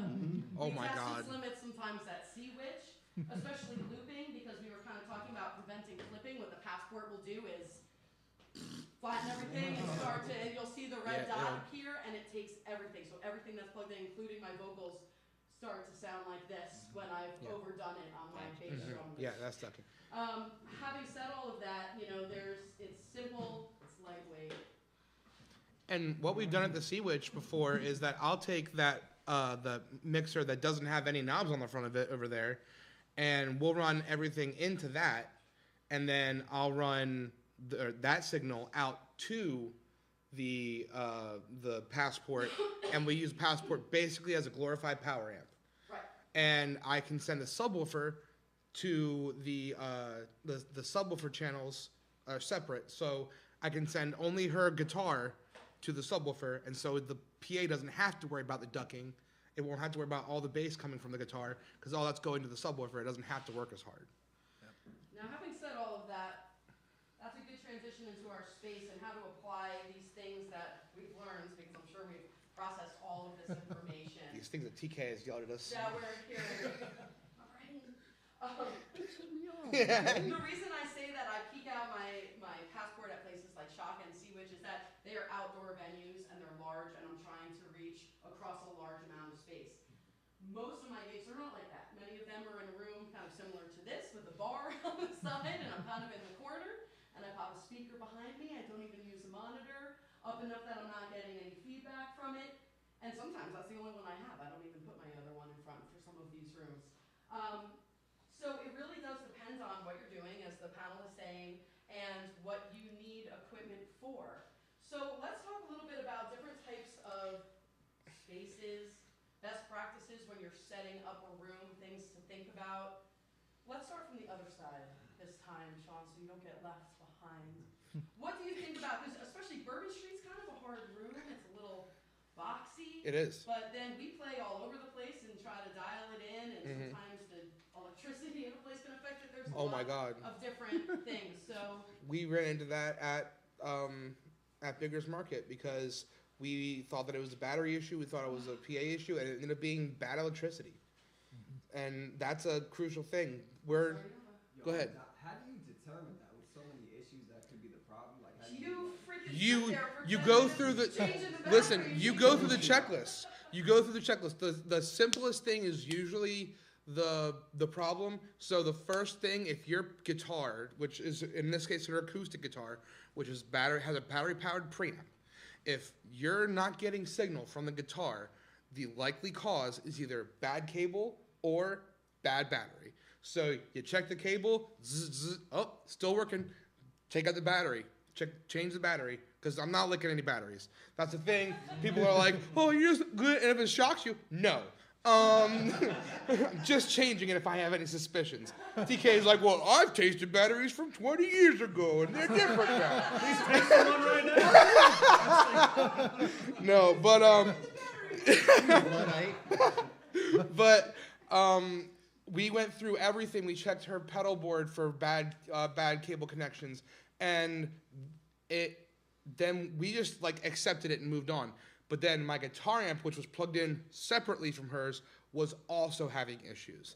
And so at that point, the only thing that my guitar amp and her rig had in common was the power. And the power was the oldest extension cable I've ever seen, running into one outlet mounted to like a metal pole in Bigger's Market. Yeah. So one thing I will recommend that everybody have in their toolkit, for under $20 at Lowe's, you can grab an outlet tester. Yep. And that will tell you that the outlet is wired correctly. It'll tell you that it's getting consistent power. If your It's ground cheap. will fry you. Right. So, and the first Little thing you buzz do when is a you treat. walk into a venue, you just plug it in real quick. The lights light up the way they should be. You're good. And that Yeah. can save you a lot of pain and heartache. Yes. Because not only can bad power cause noise issues, it can straight up ruin your equipment. it can. So, Yeah, absolutely. $30 or $40 also a cable tester. Yes. I have two of those in my bag. That's all the interesting. time. My cable tester is, Yeah. and if it goes, it's bad cable. But no, absolutely is. Absolutely is right. So at Bourbon Street, I run that open mic every Thursday. And Lucas, you've been there as I'm setting up. It's a shit show. I am often the only, if I don't have help, I'm the only person setting up drums, bass, guitar, and every cable that I've ever owned in my life. But when you're setting up in a room, I try to have as clean of a cable run as possible, exclusively because walking around, you can trip over something, pull something out, ruin some equipment, ruin your cable. Exactly. Your mains fall over, your day's done. So, and if you are having a problem, you need to be able to see where everything is. So if you're having a cable issue and your cables are all of a sudden in spaghetti noir all over the stage, you don't know where to go. You don't know what to do. You're unplugging everything and hoping for the best. So if you can see where everything is going, you can see all your cable runs, and it's clean, you can diagnose a problem easier. It's not going to be easy. It's going to be easier. And it looks nice. And it looks And nice. not for nothing, that's kind of important. It is. If you look all messy, insane on stage, people are like, what the hell's going on? Absolutely. That's something I'll learn very quickly. Creating my whole setup for my thing that I'm doing. Mm-hmm. Cable management, not only for computers is very important, but also for your setup is very important. So Uh-huh. you know what is where. Always come up. My only advice for this is always come up with a plan on how you're going to run your cables and where you're going to have them laying. Well, I mean, yeah. Yeah, Plan it I out think for it sure. comes back to what you're saying about maintenance, keeping it nice and clean, not having it a mess, and not making it a mess when you put it back together. Yeah, Taking the time. Can you lean my bag forward? Oh, I saw it. Uh-huh. So I organized my cables. Yeah. heavy. It is. Deal with it. You can lift. I am a fan of things. I haven't been lifting 100 pounds. Yeah. So I have my cables organized based on size, and then my red cables are my instrument cables, my black cables are my power cables. And that way, first of all, if anybody else has to ever host my open mic, I just give them my stuff, and I'm like, here you go, and they all know where it's supposed to go. But also because that helps me organize myself, and I know what cable runs that I've used and what ones I've used recently. And it also puts me in a headspace where I'm not going to throw everything into my bag willy-nilly. I have to put it all back together because it all has to be organized. I'm not going to just, and now everyone has a duffel bag full of cables that they just like have to yank out. Part of that for me too is just a mental inventory. Okay, Yeah. am I getting Yeah. back Absolutely. what I'm locked in with? You know, Yeah, like, I know that I have 5 yellows, Yeah. 4 blues, 6 greens, and Yeah.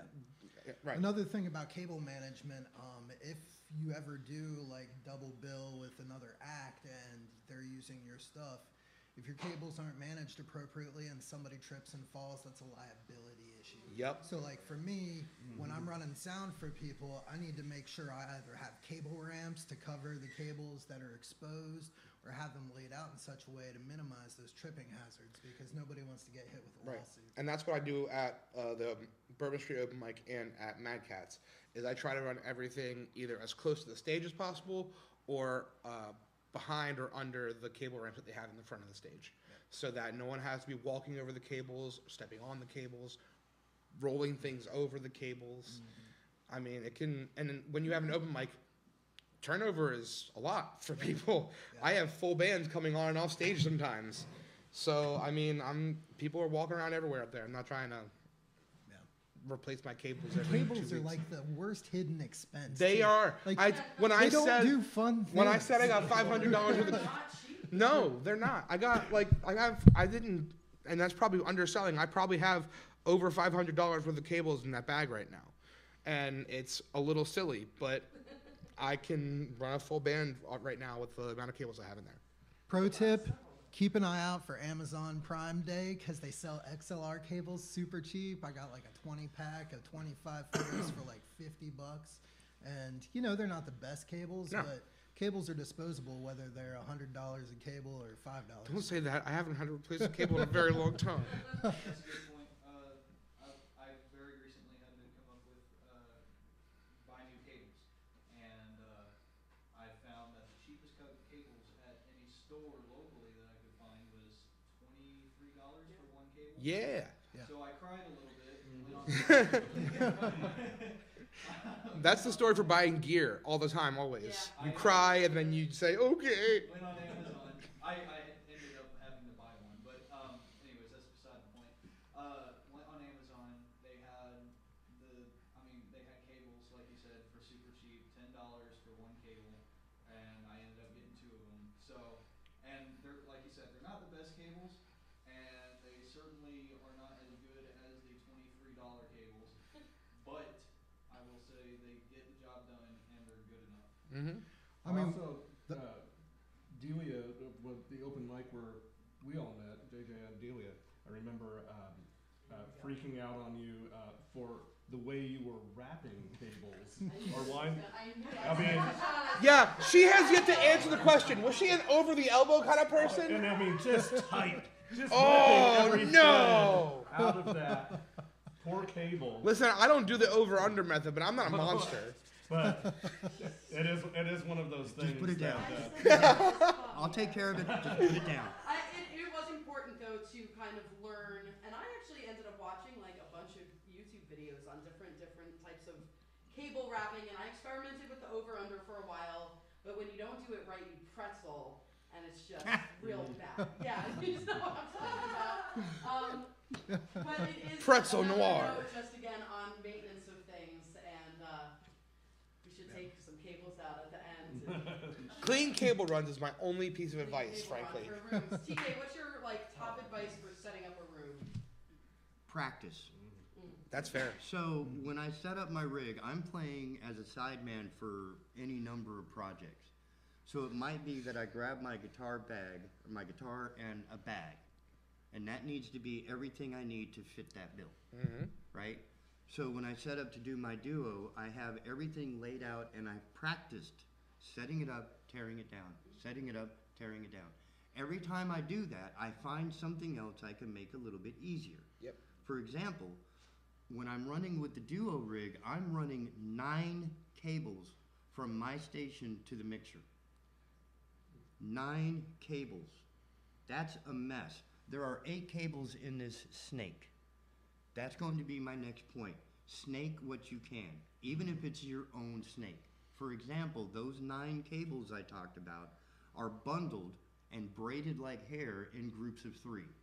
It's not the best form, but it works really well for me because they're 15-foot runs. I can run from my deal. The mixer is behind us and well out of the way so that when somebody approaches my stage, they don't see anything but 3, just like on the Matrix, Yeah. 3 major runs that run to my mixing board.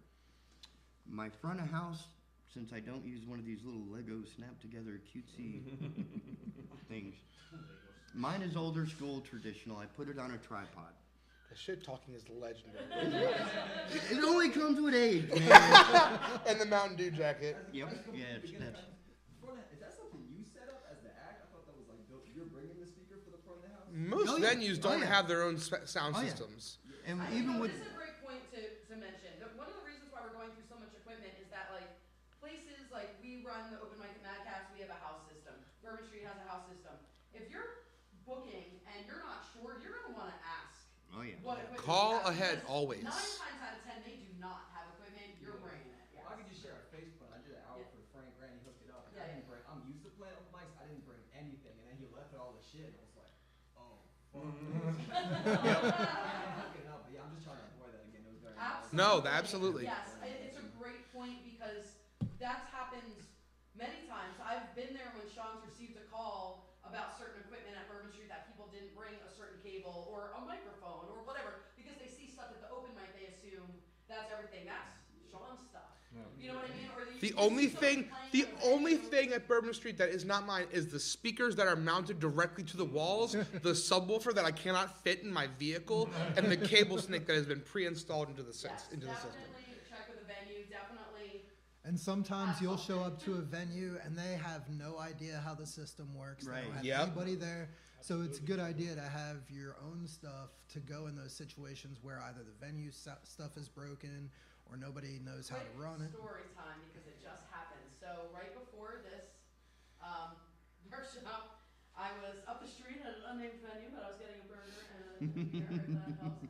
And there was an event going on. There was clearly a woman on stage. She was setting up for something. I think she was doing some kind of DJ stuff or maybe trivia.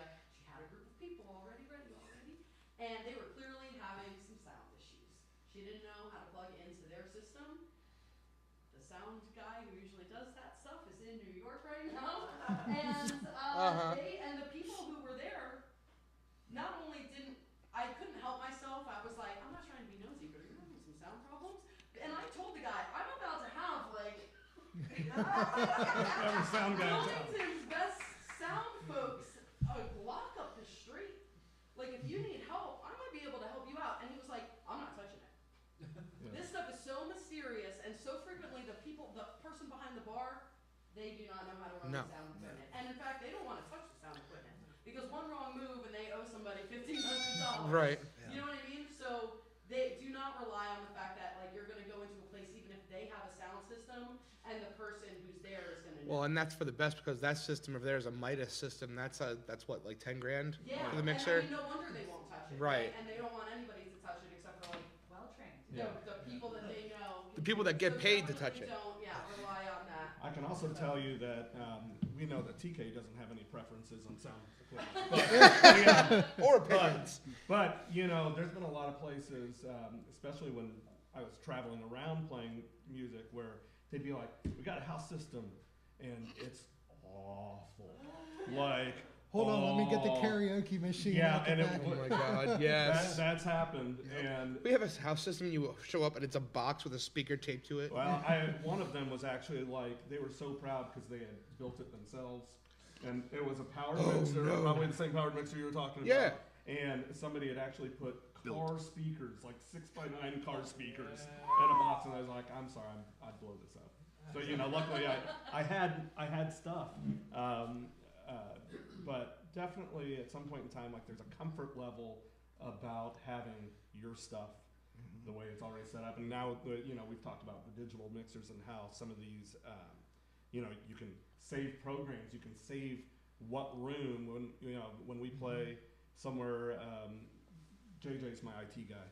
I don't know a lot about computers, but you know, now we play the C-Witch, and now we go and say, oh, my trio's playing the C-Witch. I hit the trio C-Witch button. It's already there. Yeah. It's ready. It's great. Yeah, it's plug and play, and so that's a big piece of technology that you didn't have from the older analog boards. I remember keeping notebooks with diagrams of the boards. I'm Yeah. like, okay, this knob is at 2 o'clock. Yeah. I will say, when I was first gigging solo and I was using that little board, I started using that little board with my powered speaker.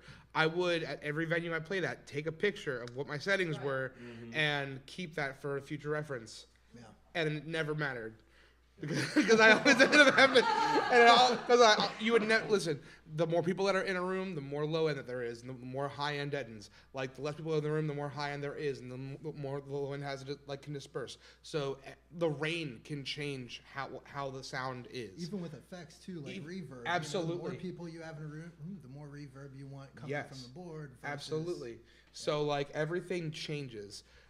Which is I've said in jest before, nothing matters, but it's just that everything can change and will change. So John is saying that he has his C-Witch stuff built in already, and it's like it's already set up and ready to go. But there are changes you're going to have to make. It will always only be 90%. Right? Exactly. Like, there's always a little bit of work that is given that you're going to have to do no matter what you do. But it at least starts you off on a baseline Right. of, you know. I have scenes saved at the Bourbon Street open mic board for every band I've ever run sound for, and I will always inevitably change almost everything about it because every time oh man, I got a brand new amplifier, check it out. Cool, thanks, that's great. Let me just reset the guitar channel real quick. Hey, by the way, I got this brand new microphone. Oh, you got a brand new microphone? Yeah, it's a condenser microphone. Cool. John, one of the reasons why I asked you to come on board today was that you are playing solo a lot, and you are also able to scale that up for your trio. And I really appreciate that, like, your sound always sounds really good all the time, no matter what room you're in. And it amazes me, because JJ was the first one that told us about that little speaker you're talking about, and it fills the room, and I was like, yeah, right. And then we saw you at Katie's. And Oh my God, it does. I mean, it's like the size of this, it's just the cleanest setup I've ever seen. And Sean, you and I play a lot of places around town, and a lot of these old historic buildings have their own problems. The cargo district's very cute, and it's very echoey and loud. How do you deal with different rooms, and what do you think is the most important thing about setting up a room? You know, one thing, and I mentioned just stage volume earlier. I am not like I said, I have my loud notes of my voice, and most of the time, I really almost don't need the speaker in most rooms. For that, what I need is the low end pickup. When I play electric guitar, it's a nice sounding amp, it's a great amp, whatever, but I don't need to have that on 200. And so knowing your room, I also don't like being told to turn down. Yeah. And that is a big, like, turn up, turn down. And so what I've kind of, as the baseline, unless you're playing a Shaka or a C-Witch where it's an outside event, really, I need to be a little above the drum set vocally, and there's nothing I can do to control. JJ's a fairly quiet drummer. I played with some guys who are not very quiet drummers. John Wade. It's And hard. It's hard. Yeah, but, John Wade. But you have these, you know, and I feel like as loud as I sing the high notes, about as loud as I want to be in the room, and everything else is working around that. And so I feel like that is just something that's consistently worked for me. I know my voice, I know that, and that's going to be it. And then the only times that you have to go above that is when you have, you know, you mentioned the noise floor. There's just going to be some point in time where 8 p.m. at Duck and Dive is a lot different than 2 p.m. I was at about to Duck say, and Duck and Dive gigs are a special place, aren't they? And so you just have, there's no way around it. You're going to have to turn up a little. Yeah. And you just know when that is. But I do feel like Bourbon Street's a super loud room. I don't think there's just no way around it when the crowd is trying to talk over you. Like, And rooms change. And rooms change. Human beings change how a room sounds, whether they're talking or not. The talking raises the noise floor, but the ring or the resonant frequency of the room is going to change. The absorption, where your high frequency would just bounce off of concrete, brick, and tile and glass, is now going to start getting more absorbed, so your throw isn't near as far. You're not going to get to the back of the room where you were at earlier in the evening. So if you leave yourself some headroom, a little bit of gas at the end of it, so when you start out, a lot of our gigs start out at dinner time. So you're not going to start blasting them with Anthrax and Crocus and AC/DC. I always have gas towards the end of the gig anyway because I ate beforehand. Yeah. That's, yeah. You know, the other thing is what there also has to be a stop. Yeah. A stopping point where I go, I'm not going to turn up any louder. I don't know what everybody's goal for being here is, but I assume that most of you are going to be playing coffee shops and bars and wine stores and whatever it is. And at some point in time, they're paying you to sell beer. Yeah. And if you're scaring away the customers because you're just too damn loud, that's just the it. And so there's just or if they can't take orders. Yeah. Yes. There's just one of those things that, I mean, you got to know when enough is. Yeah. And that's where you talk to the club. Watching the bartenders or watching the waitstaff if you are in a restaurant Mhm. or bar, and if they're constantly like getting real close to their customers or doing this, and it's clear that they cannot hear over your music, just Yeah, and it's a. Go ahead. Well, I was going to say some venues, you're there as the focal point. People Yeah. are there to see you. Other venues, you're just the background music. Yeah. Right, So right. you got to know Right. where those Stay in situations. Is it a music venue or is it a venue that has music? Right. I will say I've had bands at Bourbon Street when I'm running sound there, and the wait staff has told me I can't hear them when they are 6 inches from my ear, and I've had to throw my hands up and say it's a very loud drummer. There is a certain point where the acoustics in the room are out of your hands, and so my thing is how can we combat that? It's hard to tell a drummer to play quieter. First of all, it's a great way to get well, listen, it's a great way to get a stick thrown at you. But like, I'm just saying, there are things that you cannot control. Delia, you get chronically told to turn down at certain venues. just At certain venues, and I went to see you after you had been told to turn down several times, and I could hear you and your guitar over your speakers. right. Yeah, it comes to a certain point where you're like, why do you have me here? Funny story. One of my older bands, I played in a bluegrass band, all acoustic instruments, and we played this place down in Myrtle Beach, and we were doing sound check. Literally nothing plugged in, no PA, nothing, just the acoustic instruments. And the owner came in and he's like, "Y'all gotta turn it down." We're like, "How? Turn what down? Turn what down?" You know, like. Turn down for what? I Yeah. try to be extremely aware of the space I'm in and what my sound is like. And so getting told to turn down, there's a little bit of like, Ooh. So try not to take it personally because it feels bad when someone comes up and they're like, turn down, and then when they come back 3 more times, they're like, just turn more. And I'm But like, they are "Oh, trying no, to. But they are you're trying to not sell anymore." stuff. Yeah. JJ, you didn't get your 2 cents on setting up a room, and you do a lot of different like You install things. Stuff. Um, So talk to us a little bit. I think just quickly, the biggest thing is maybe play around with EQ. The more you can learn about EQ, you can really be versatile in a lot of different spaces. And there's Talk to us about that. a Expand disturbing trend with restaurants and bars to put in these concrete block rooms with metal ceilings and wood furniture. Everything just bounces all over the damn place, and it's the worst for acoustics. And it's like every place in Wilmington right now. And the more I'd say, yeah. the more volume you pump into that, the more it's just going to bounce around. And the biggest complaint that I get all the time is I can't hear the singer. And that's what everyone's there, right? Like most people, 75% to 80% of the people just want to hear what the singer is singing. They don't care about the triangle or the tambourine. So if you want to get clarity, you got to learn how to EQ your mix in that bouncy ass box so that the vocals pop over everything else. And the only way to do that is to bring things down. So don't bump more stuff and add more volume. It's just adding more problems. Try to like bring some low end out. Cause More volume, more problems. man, low end frequencies bounce all around those rooms. It just muddies everything up. So And there's nothing down there. Unless you're carrying a bass drum or an electric bass, there is nothing. That's what this high pass filter is about. Most of your acoustic guitar and vocals, and I think Travis Shallow was one of the first cats to introduce me to the ridiculous nature that a high frequency filter can help. Travis Shallow is an amazing performer in town with a very deep body baritone voice. And he had said to me before the show started, you're going to want to roll off my low frequency. You're going to want to roll it off ridiculously high, 250 hertz, which to me is like, are you out of your mind? Is that not where your vocals sit exclusively?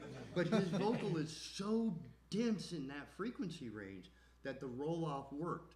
That attenuating those frequencies made it even with the other frequencies. Yeah. And that's the goal, is you want as much even as possible. Your acoustic guitar has nothing below 125. If you roll off your low frequency at around 100, 125, you get rid of so much mud that your amp is trying to do. Where's mud on this frequency chart? Mud Yeah. is down here. That Mud There's is a like handout there, so 90 it's to really 100. a great thing. So- Anything below 75, unless you're a kick drum as a bass drum or a bass guitar, is ridiculous. If you roll off low end of stuff you don't need, you get rid of a lot of noise, a lot of rumble, a lot of mud, And your and a lot power of wasted efficiency on power. your lower Yes. speakers is much better too. Absolutely. That's will what, be so like I much was saying better. earlier, when her and I play with you, which I have the separate subwoofer because she does the acoustic percussion stuff. And so I'm able to roll it off of her guitar that's going in, for the signal that's going into her power amp, and I can just send it dry directly to the subwoofer. Human voice isn't just one narrow frequency of the note you're singing. The human voice is a broad spectrum of harmonics. So, like in the case you were talking about, TK, rolling off that low end will actually make what they're saying, their consonants, sound and pop more and make the clarity of the vocals better just by rolling off that low end. Even though they're singing down there, there's still harmonics that are happening above that you can still use to increase things like clarity in your vocal mix. So you're saying that the way that he rolled it off, he eliminated a lot of the fundamental but maintained a lot of the body of his Right. vocals. Yeah. But his exactly. fundamental was just Or- so rich already. Another Absolutely. place where you're looking is like on this frequency chart, you're looking at between the 3 and 5K, that's your presence of the Yeah. voice. So by giving that more gas or decreasing the rest of it, you're actually boosting the ability for people to understand Right. the words that the people are saying. Can I point or add to that one of the greatest tools that you have is in your butt right now? Mine isn't. Gas? Your cell phone.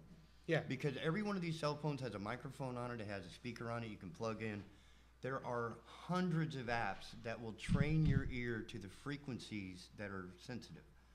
Not just listening to the notes on a piano. This chart has one part missing that I enjoy on the ones that I hand out.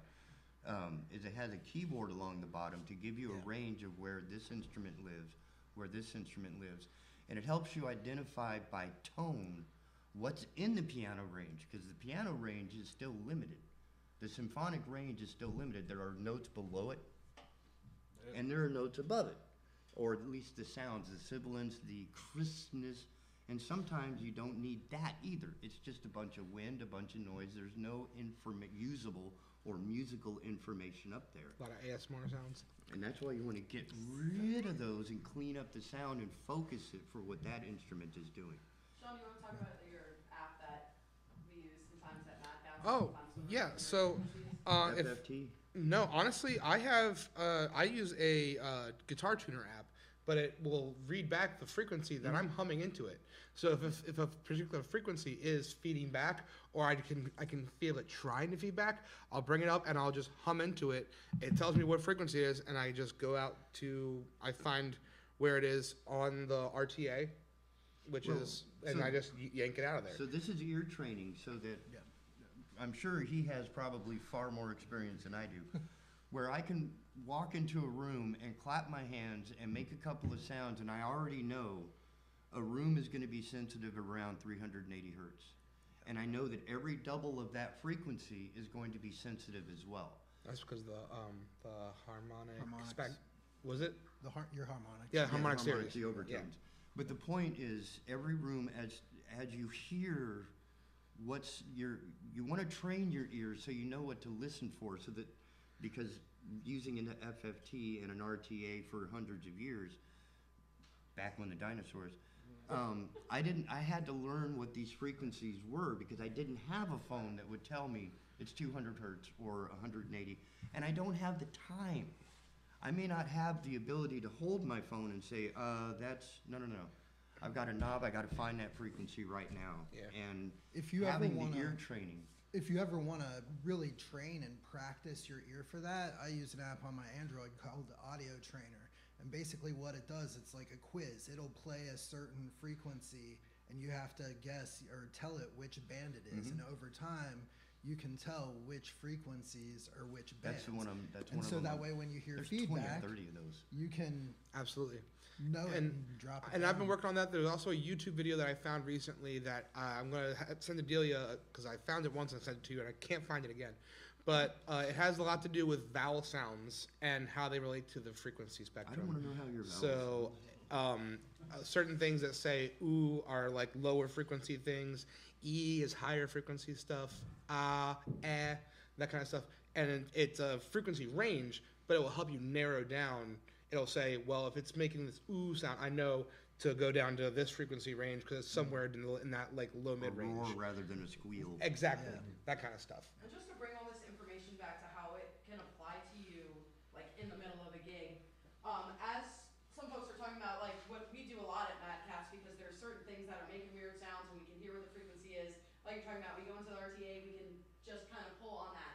That's not always available to us, and if you're not running something on a tablet or you don't have a mixer like this, that's why I brought my little EQ pedal in, because this is a cheaper option and it has that same kind of stuff that we're talking about. So if you can start to look at these and get familiar with what the range is and what that means for the sound it's making, this can be just one of those more budget options. I bought this thing on the Facebook Marketplace for, I don't even Like know. $40. 40 bucks, something like that. But that's just a smaller version of what used to be rack mount gear that we had people more. used to have for vocals for every channel that they could possibly So have. if you're not here yet, that's okay. This is a good budget option to still give you a little bit more control. Because again, I've been running just the Passport forever. It's like, is it treble or bassy?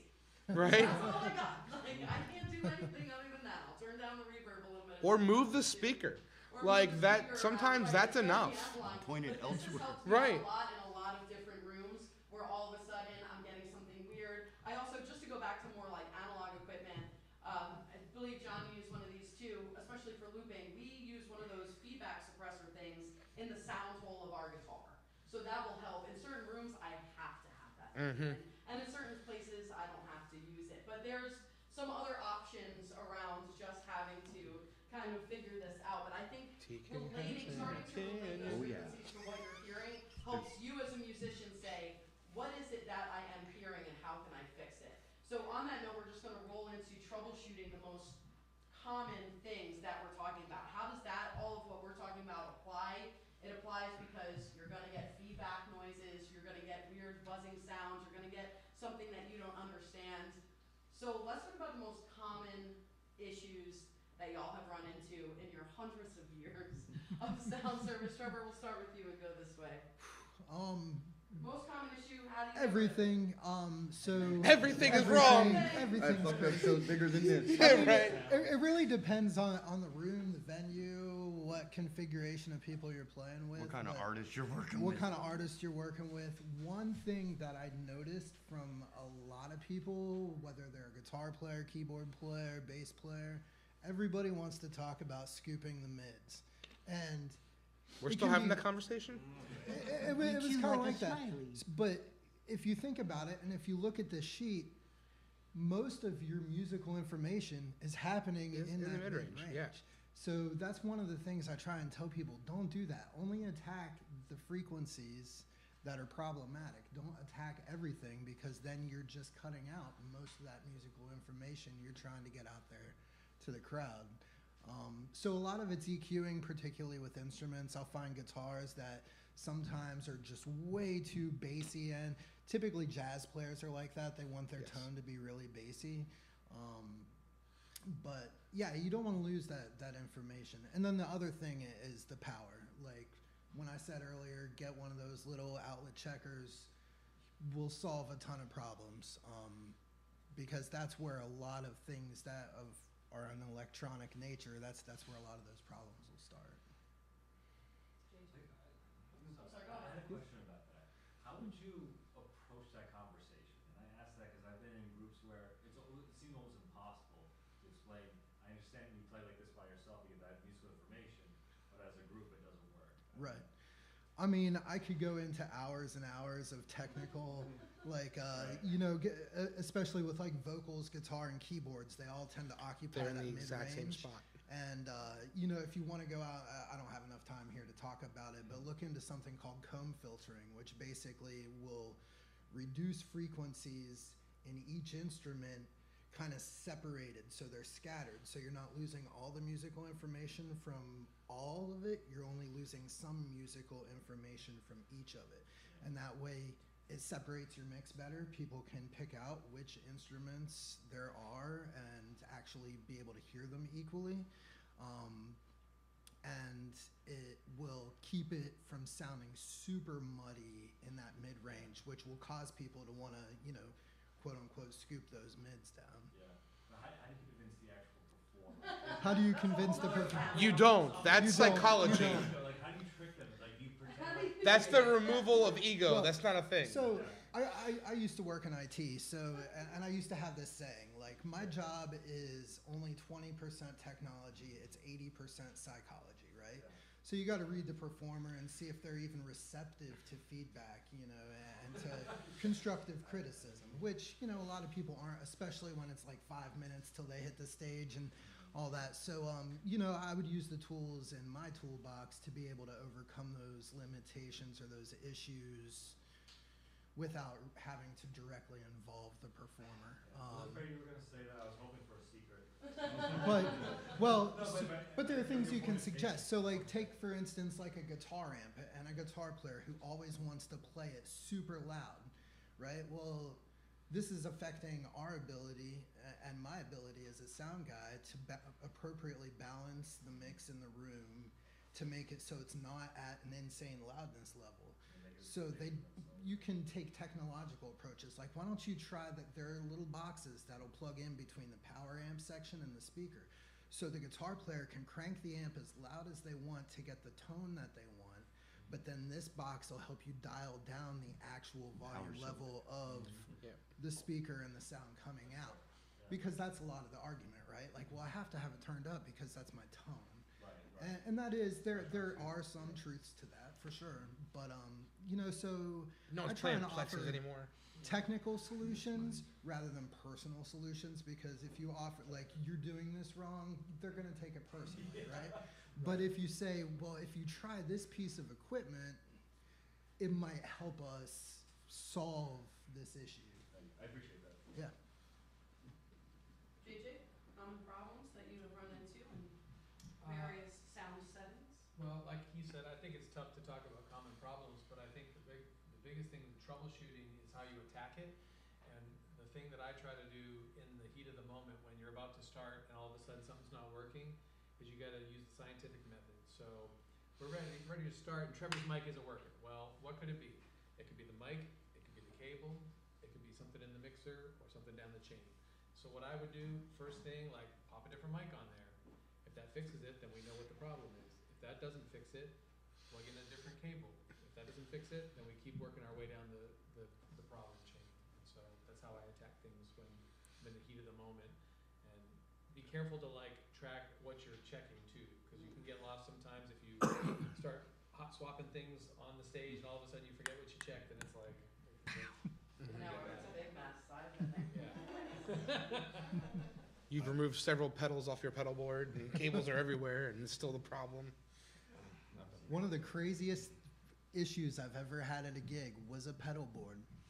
Every time the bass player would hit an A, for some reason, the guitar player's signal would crackle. It was the weirdest thing, right? And I'm like, there's no routing between the two. They're completely separate. What's happening? Come to find out, when he would hit that A, the resonance of the room would shake the connector inside the guitar player's pedal and cause the signal issue. And it took us, it was a set break, because every time I'd hear come on, I'd just like duck it down. And on a set break, we were trying to figure out what it was. New cable? No, it's still doing it, whatever. He started unplugging pedals and finally found like just a little loose cable, and that was it. It was the craziest thing I'd ever seen. Everything is a problem. Nothing matters. The song is now in G sharp. Exactly. Yes. Transpose, everybody. Yeah, and I can tell you, once again, having the complex pedal board, like there's no easy, like, oh, that pedal doesn't work. You have to go in line the signal chain, and most of the time it's a damn $3 patch cable or whatever it is. And one thing that when you're on stage and something just breaks, that's just the way it is. Mm-hmm. But I can also tell you that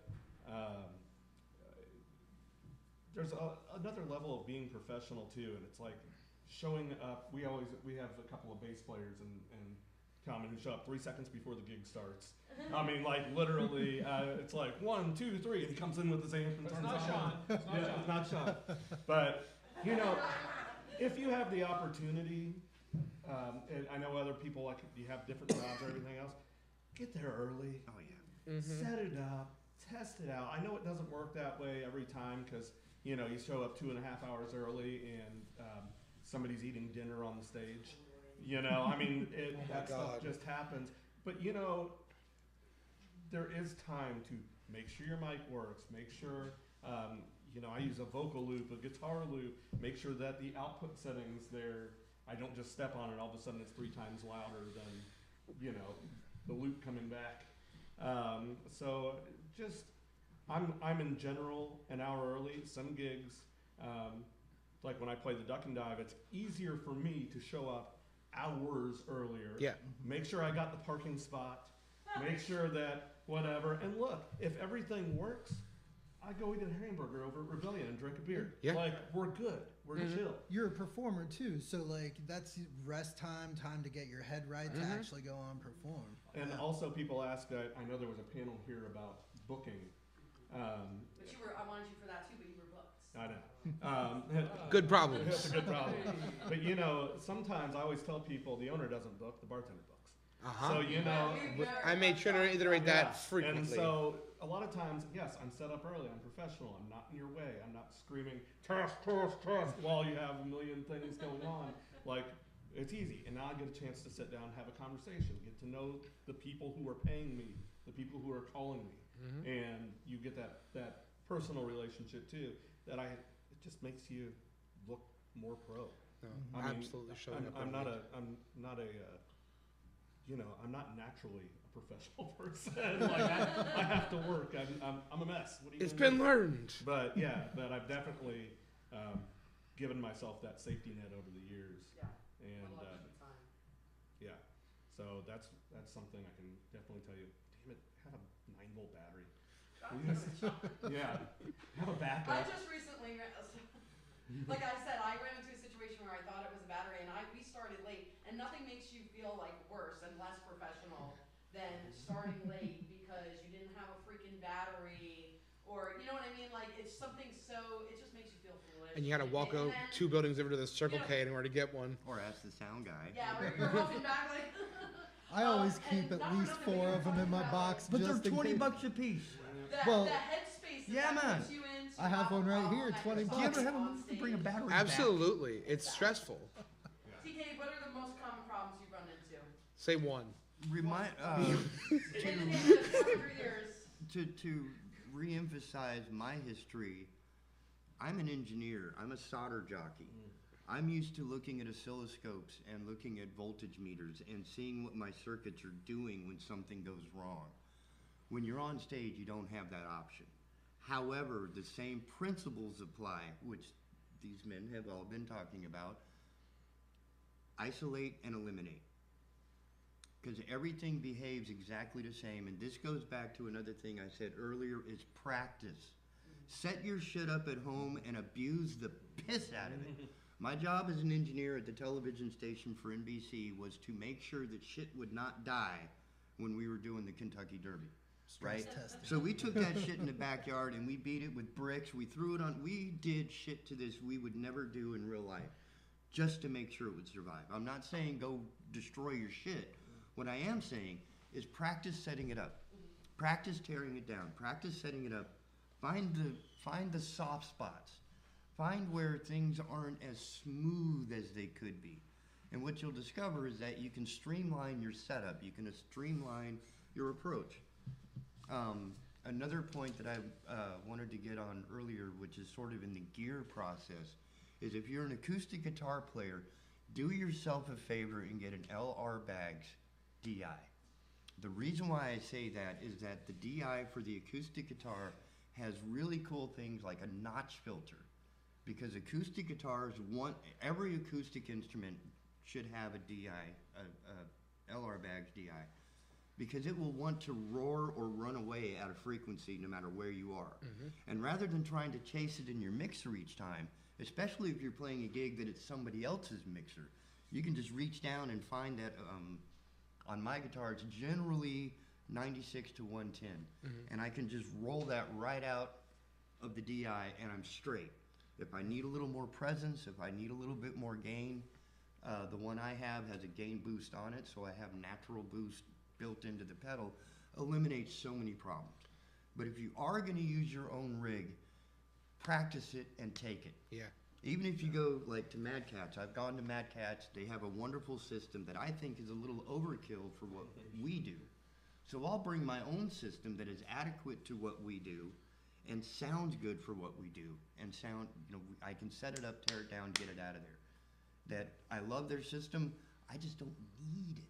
Yeah. But I practice almost as much as I practice playing because of the size of my living quarters. If I want to practice, I have to set it all up. When I'm done practicing, I have to tear it all down. So every time that I practice, I've gone through all of the steps necessary to set up a system. And it's not uncommon to, at that point, discover I have a bad guitar cable, or I have a bad vocal cable, or I have something I hate using batteries. I really hate using batteries because they are unreliable and they will shit the bed at the worst time, right? We carry extra batteries. Generally, in a lot of cases, I'll replace batteries before a show, even if I just replace the battery. Because I want to make sure that the next 3 hours are without a problem. Yeah. So it's that sort of thing. It's making sure that you know your gear. You're not showing up. Please, God, don't do this. But this will ruin your life. Is to buy a new piece of gear, take it to the gig, take it out of the box. You've never read the manual. You don't know what the hell this thing does. That you've got a 50-50 shot of it completely blowing a hole right through your show. Or being the best thing ever. Practice your gear. Practice your gear before you take it. Find out for the safety of your own home. Like what John said about sometimes you get your stuff in, like there's no shame in bringing your own equipment, Yeah. even if a place has their own stuff. Absolutely. Because you don't know what that stuff looks like, you don't know if you're going to be comfortable with it, you don't know what the quality is. And even when I do, like at gym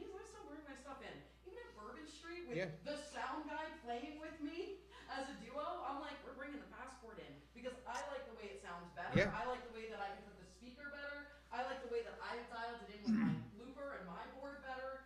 And then we plug that in to the mixer for the speakers. So like, there's no shame in the game of saying, this is my stuff, I'm well practiced on it, I've dialed it in, Absolutely. I'm bringing it with me, even if the place has their own sound system. Yeah. And usually you can set that all up and plug that into the sound system for speakers and things like that. And you'd rather have it and not need it Than need it. than need it and not have it. Absolutely. From Because if you experience roll up into a 1,000 club and the cables, the snake box or whatever you're plugging into is covered in beer and funk from 1970s, I don't want to touch it at all. My gear, at the end of a show when I have a band, one of my rules is just don't bother wrapping my cables. Oh, yeah. Just put them in the box as a mess, as a rat's nest. Tomorrow morning when I'm having coffee and watching YouTube, I'm going to wrap them the way I do. And even if you do wrap them, bless your heart and thank you, but I'm going to rewrap it anyway. Yeah. Because She's gotten mad at me before because I've gone and unwrapped a cable that she's wrapped and rewrapped it. Yeah. And it's got nothing to do with her Nothing. wrap It's not job. personal. It's that I have autistically memorized the exact amount of like wines, fits in the how box, it fits in, how it fits in how the it hand. particularly Fits in the fits in can, that yeah. bag because there's only so much room in that I bag. don't like how frequently my cable wrappings come up in this panel. Do you have a last word on most frequent problems you run into and what the troubleshooting usually looks like? Accept things after a while and move on. I think that sometimes there's only so much that can be done. We would not have gotten through that Biggers Market gig if we had not accepted how things were and moved on. I kind of didn't. The whole time I was. No, you were having a hard time with it, and I just kept telling you, hey, we're gonna keep going. We sound great, and we had significant others there. They said we sounded great, and there's a line that we crossed where it's in our heads more than it's out Or there. that we can hear it more than your average audience. Right. And I'm saying this less as a sound guy and more as a performer. Because as a sound guy, that's your job, is to fix the freaking problem. And I've had that issue with sound guys before. We're like, listen, man, that's just sort of how it is. I'm like, no, I run my guitar rig TI. You should be able to fix every problem.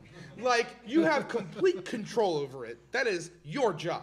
But as a performer, and that was one of the first questions we got was like, how are you running your own sound and performing at the same time? Which I appreciate that question. And it almost kind of got glossed over, but it's like, there are certain things we're going to have to accept and move on. There are certain things that you're going to have to go, that's good enough. I need to get started. I mean, we were 20 minutes late to that Biggers Market show because we were trying to fix a problem that we, at the end of the day, figured out wasn't even us. Yeah. So if we had spent the entire time trying to figure out what that problem was, instead of just doing the job that we got hired to do, we would have never done our job. Absolutely. I think that's a great point. You can kind of get into a lot trying to fix something, especially in the moment. And thanks for bringing that back up. How do you run sounds when you're playing your own gig? I think we did sort of gloss over that. And TK, I love your idea of hooking it up to the MIDI. That is neat. But really, like I said, I'm a simple person, and I've got this like here when I'm playing. You know what I mean? I have it like sitting on a stool. Delia has her main speaker behind her. Yeah, I have one here. She does the bad thing that everyone says you shouldn't do, is have a speaker behind Tom you. does it.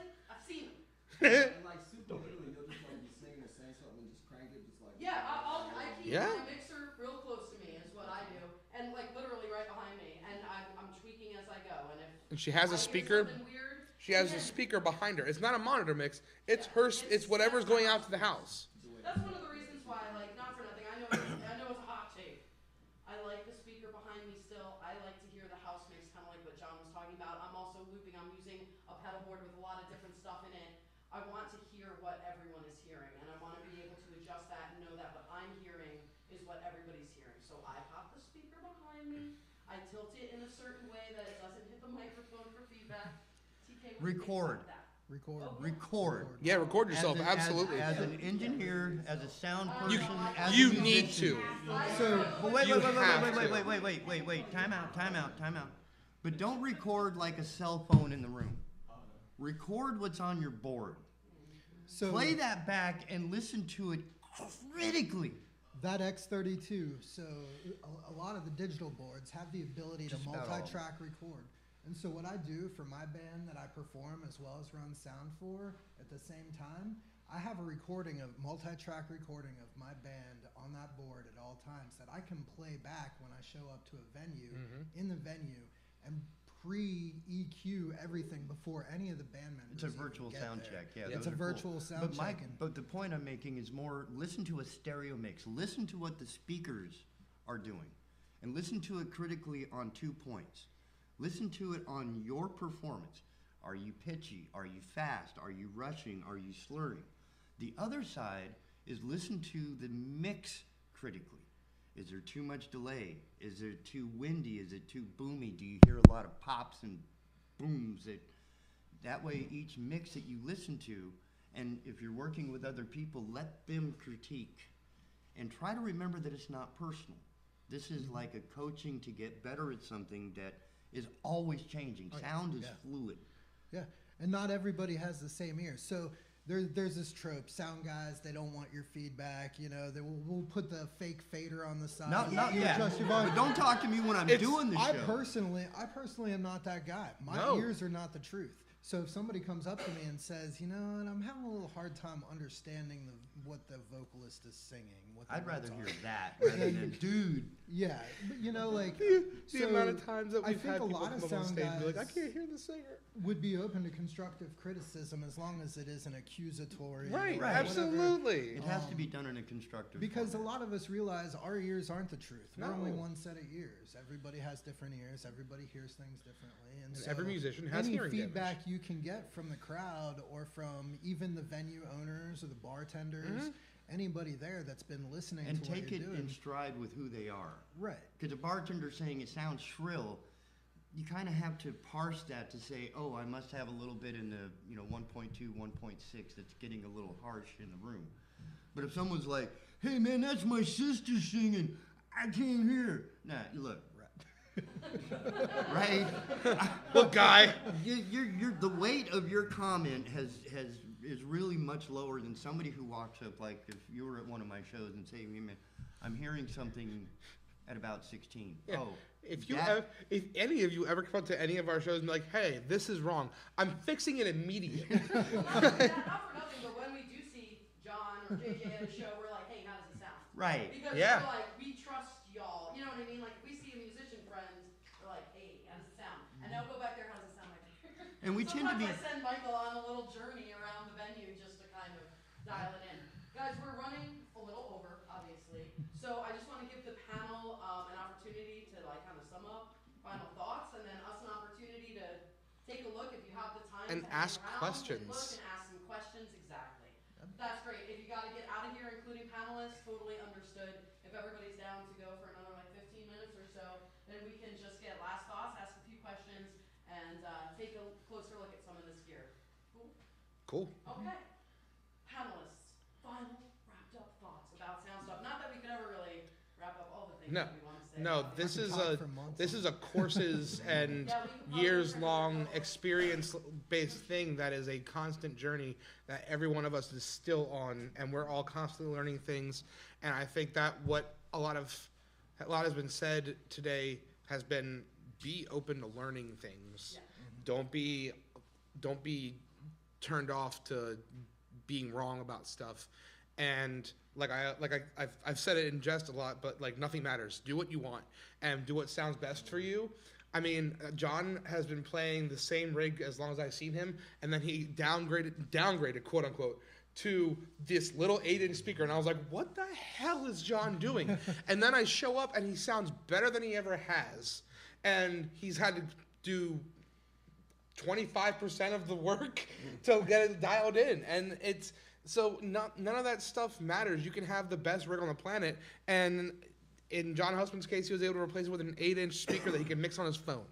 So we're in an age of technology where things keep improving, only upgrades. And things are more accessible.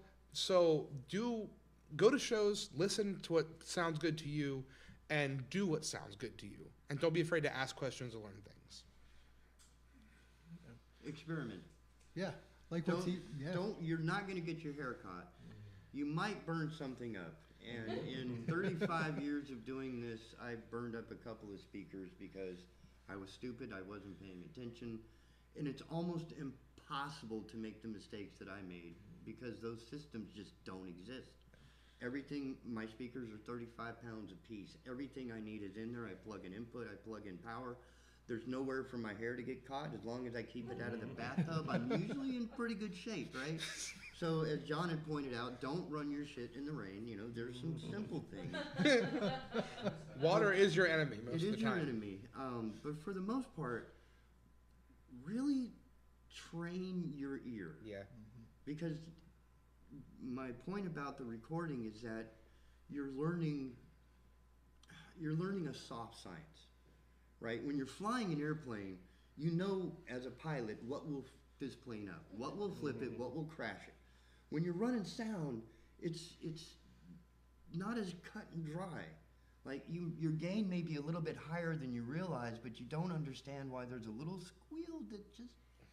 Well, the variables are so many as well. Like it's That it's impossible to little predict. things, you know, that may not necessarily, like, you know, you can do what you want and run your board all kind of crazy where somebody like me would walk in and just get a headache.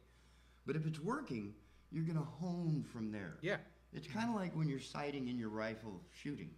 Your first shot may not even hit the target, but you know you're a little wide right. So now you can start getting into place until you have one that with these digital rigs, whoever makes them, you save it, you take it with you. You know, like everything, music for me, and this goes with sound, playing, what I've learned, almost everything that I've learned from somebody who knows a lot more than I do. And I didn't go to school for it, but I've definitely been taken to class a few times. And you know, everybody up on the panel, I have something to learn from everybody. I might be able to help you. Don't be scared to ask. Come to a show. If you have questions about my rig, I am more than happy to talk here. Oh, we get You know, and to be fair, We are all nerds. if you want to sit down and take a look at something I own, heck, most of the time I'm more than happy to let you play on it while I go have a beer. But It's true, he did that. but the other thing is, hang out. I'll answer your questions. Come, you want to play with that microphone? Play with the microphone. You know, and I feel like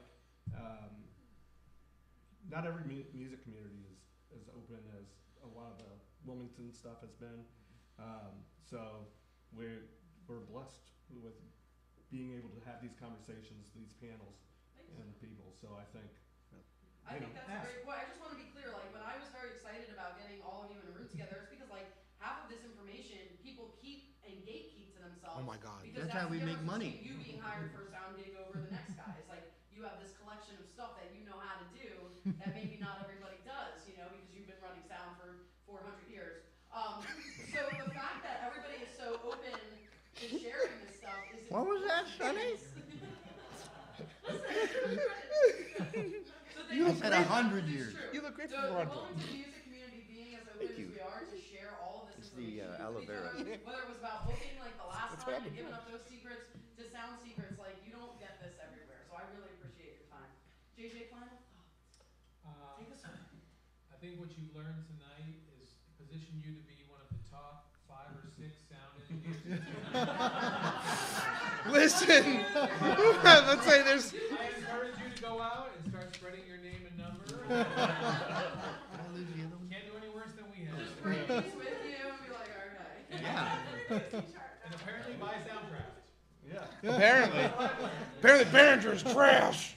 And I'm out. No, like TK said, experiment. Don't be afraid to try new things with your equipment. Practice with it. Be comfortable with it.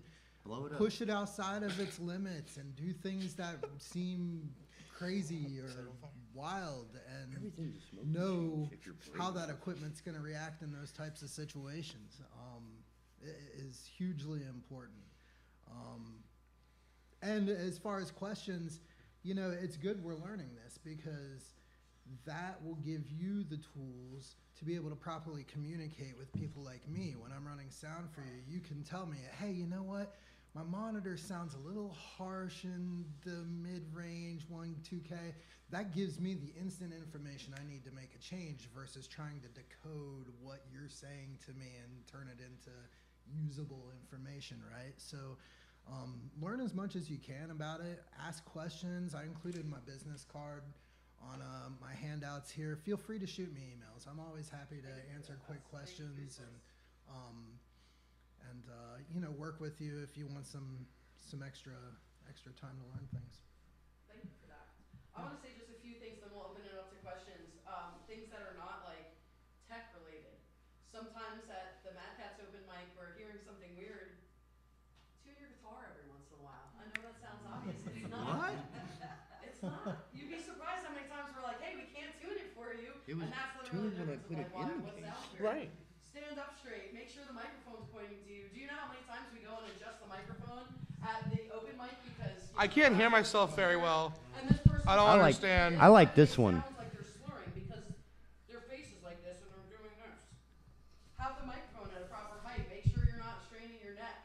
Enunciate when you talk. I know that sounds like duh. Breathe. But it's not. One Use of the these little most guys on your mic if you're popping a lot. This is, you don't have to go chase it in the monitor. Pop one of these guys on. This is 5 cents. You know, like there are cheap ways and ways to make sure that your performance level is already there. And it's kind of that idea of like you want the cleanest tone possible when you're going for a mixer. You also want the cleanest performance out of the box possible. So make sure you're doing everything right in terms of your tuning, your structure when you're standing there singing and how you sound. Those things are important also. Mic technique is hugely Yeah. important. One of the most important things I ever learned really at Berkeley, I took a class with Livingston Taylor, James Taylor's brother. And a lot of it was mic technique and performance. And one of the rules of thumb that has always stuck with me, be a hand width away from the microphone when you're using it. Don't get too close to it. Dip farther away when you're singing notes that you know you're louder on. Like if you're louder in your high range, dip away. But as a general rule of thumb, and especially when you're setting things like your gain, one hand width away from the mic is usually pretty spot on as to where you should be on that. TK, did you have something to add to the... Well, tying in Was it some just of the to say clean your staging, guitar again? Okay. much like the room we're in right now, and I don't know if Delia did this, but you don't see the tables. The tables have been dressed and skirted. The idea of being at a show, whether you're at Thalian Hall, whether you're at the Wilson Center, is that the experience of the people that are coming there, and I take this to heart, coming from an operatic and symphonic background, is I want the space to be as invisible as possible so that you see what I want you to see. You hear what I want you to hear. You're not distracted by, you don't need a 50-foot mic cable for 90% of the gigs that we do. What? A 10-foot cable will line out perfectly. You don't, it's, as I mentioned, our speaker that I use with the duo or the pair of speakers are on tripods or on speaker stands. They sell skirts for the speaker stands. So that way you're not showing a speaker stand, you're actually showing a skirted environment, much like this table. You're not seeing the table. The table is here, the table is still functional, but it doesn't look bad like a table. It's been skirted. And that's sort of the idea, is that you don't want to show up in your underwear. You don't want to show up in your painter's clothes when you do your gig. Hold on. You're going to wear your nice clothes. You're going to wear what you want the performance to look like. And the same thing is true for the stage. Beyond the safety issues, both for the people and the equipment, it's how people see you. If you want them to come back, you don't want to look like an episode of Hoarders just threw up all over the stage. You want to look like you know what the fuck you're doing, right? You want to sound like you know what you're doing. And that's, to me, the technical stuff is like the building blocks. In order to speak English, you need to know these words. But in order to speak eloquently, you have to understand the language. So getting into that is in the minutia. You already know how to sing and play a guitar. You do that on the couch without any equipment, just fine. Enhancing that is what we're doing. We're not trying to improve it. We're not trying to reinvent the wheel. We just want to present it. Yeah. Question? Any questions? Like, They're like, I no, don't we know. don't. Where do I We don't got them. What's up, Presley? Alright, so I'm sure I'm gonna get a lot of various answers from this because you all are very opinionated people that have. Anyways, He's like, yes, I am. alright, so out of all of this equipment talk, what is the most, if we were to spend more money on one thing over everything else, because we're all, working on our own budgets here, what would that be? Your microphone. Yeah, honestly, Your microphone. a good microphone. A good microphone and a Yeah. good DI if you're using an acoustic instrument. Yeah. Because that is your first line towards recreating your tone, your sound. Yeah. And if you are using the worst mic, just the cheapest mic you can find, it's going to sound like the cheapest mic you can find. So would you say, even over the speaker, if you invest in a very good pair of speakers, but you have a subpar microphone, It'll You've still defeated the sound like a purpose of the subpar speaker. microphone Well, yeah. going through speakers. So you can EQ inaccuracies out of speakers better than you can change a microphone's dynamic and The response. and The only reason I qualities and phrase it like response. that is because I'm primarily a guitarist, and it's backwards for guitar. You invest in better speakers than you do for a guitar. yeah. And even with a guitar, so like if you're a guitar player, the mic you use for your amp cabinet can make a huge difference in the actual It tone absolutely that's does. getting pushed out there to the crowd. So again, the microphone is kind of like your first line to making you sound good. That's the thing that's picking up the noise. And if it's not picking up the noise good, everything else is tantamount. I would Yeah. rather pick up sound and reject noise. But I would also focus on because the You know, answer TK, I'm going to tackle you one of these days. Sorry, big boy. One of the reasons why you will get so many different answers is what the priority is. Like in my case, I knew that the sound was going to be for me. It was going to be for voice and pen. It was going to be for John. It was going to be for Delia. It was going to be for all these different acts. So for me, the most important thing in any situation is that input gain.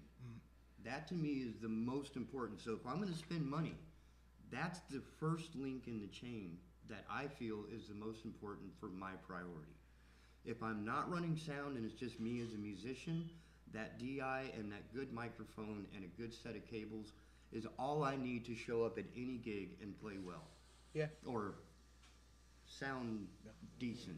Playing well is, inebriation level based. And if you have So, a good mic that If you you're know, concerned, if you already have a mixer and it sounds okay in your earphones or headphone, for example, but it's the speaker that sounds bad, there's a way to approach that logically on what your priorities are. If it's just you, are you running sound for a band? Is it just what you need on stage? Or is it what your band's going to carry? Those sort of things are going to answer the question. So it's hard for any one of us to answer that question because each of us has a different priority. And in your case, as a guitarist, knowing that, and if you're concerned for a guitar, I would say a damn good guitar DI. If it's acoustic. If it's electric, Good microphone. and watch your volume. Yeah. Powerman 5000 on the second floor of the Real Cafe was one of the biggest goddamn nightmares of my life. I'm sorry, what? I The remember band that show. Powerman, you know these guys. You work I know with the them. band Powerman 5000. So they showed up at the Real Cafe, and each guitar player brought 2 412 cabinets to what times end? 2. No. The bass player brought 2 of the 810 refrigerators. No. The band was so fucking loud, the only thing in the speakers were the vocals and the kick drum. I didn't need anything else. I needed all the juice that I had just so you could hear the vocals. Mm-hmm. So if you're in a band situation, I'm sure. balance your shit. Good I toured Lord. in a metal band, Yeah. and I took 3 810 cabinets with me. I only used all 3 at festivals. When I was playing nightclubs and bars, 1 810 was way more than enough. Yeah. Right? Yeah. So think of the room you're in and what your priority is when you go to get the gear. And I understand working with a budget. For me, the first thing was the mixer. Folks, it's about 9:45. Thanks for the extra time, panelists. I appreciate that. If there's any more quick questions, we'll take them. Also, we'll just be hanging out because we all got gear on the table. I got a lot of shit So to if you tear guys down. want to get up, stretch out, and come take a look at some of this stuff, ask our folks some questions while they're still here. We're sort of packing it in. Thank you guys so much for being here. I really appreciate it. Obviously, this could go for several panels. So we could break up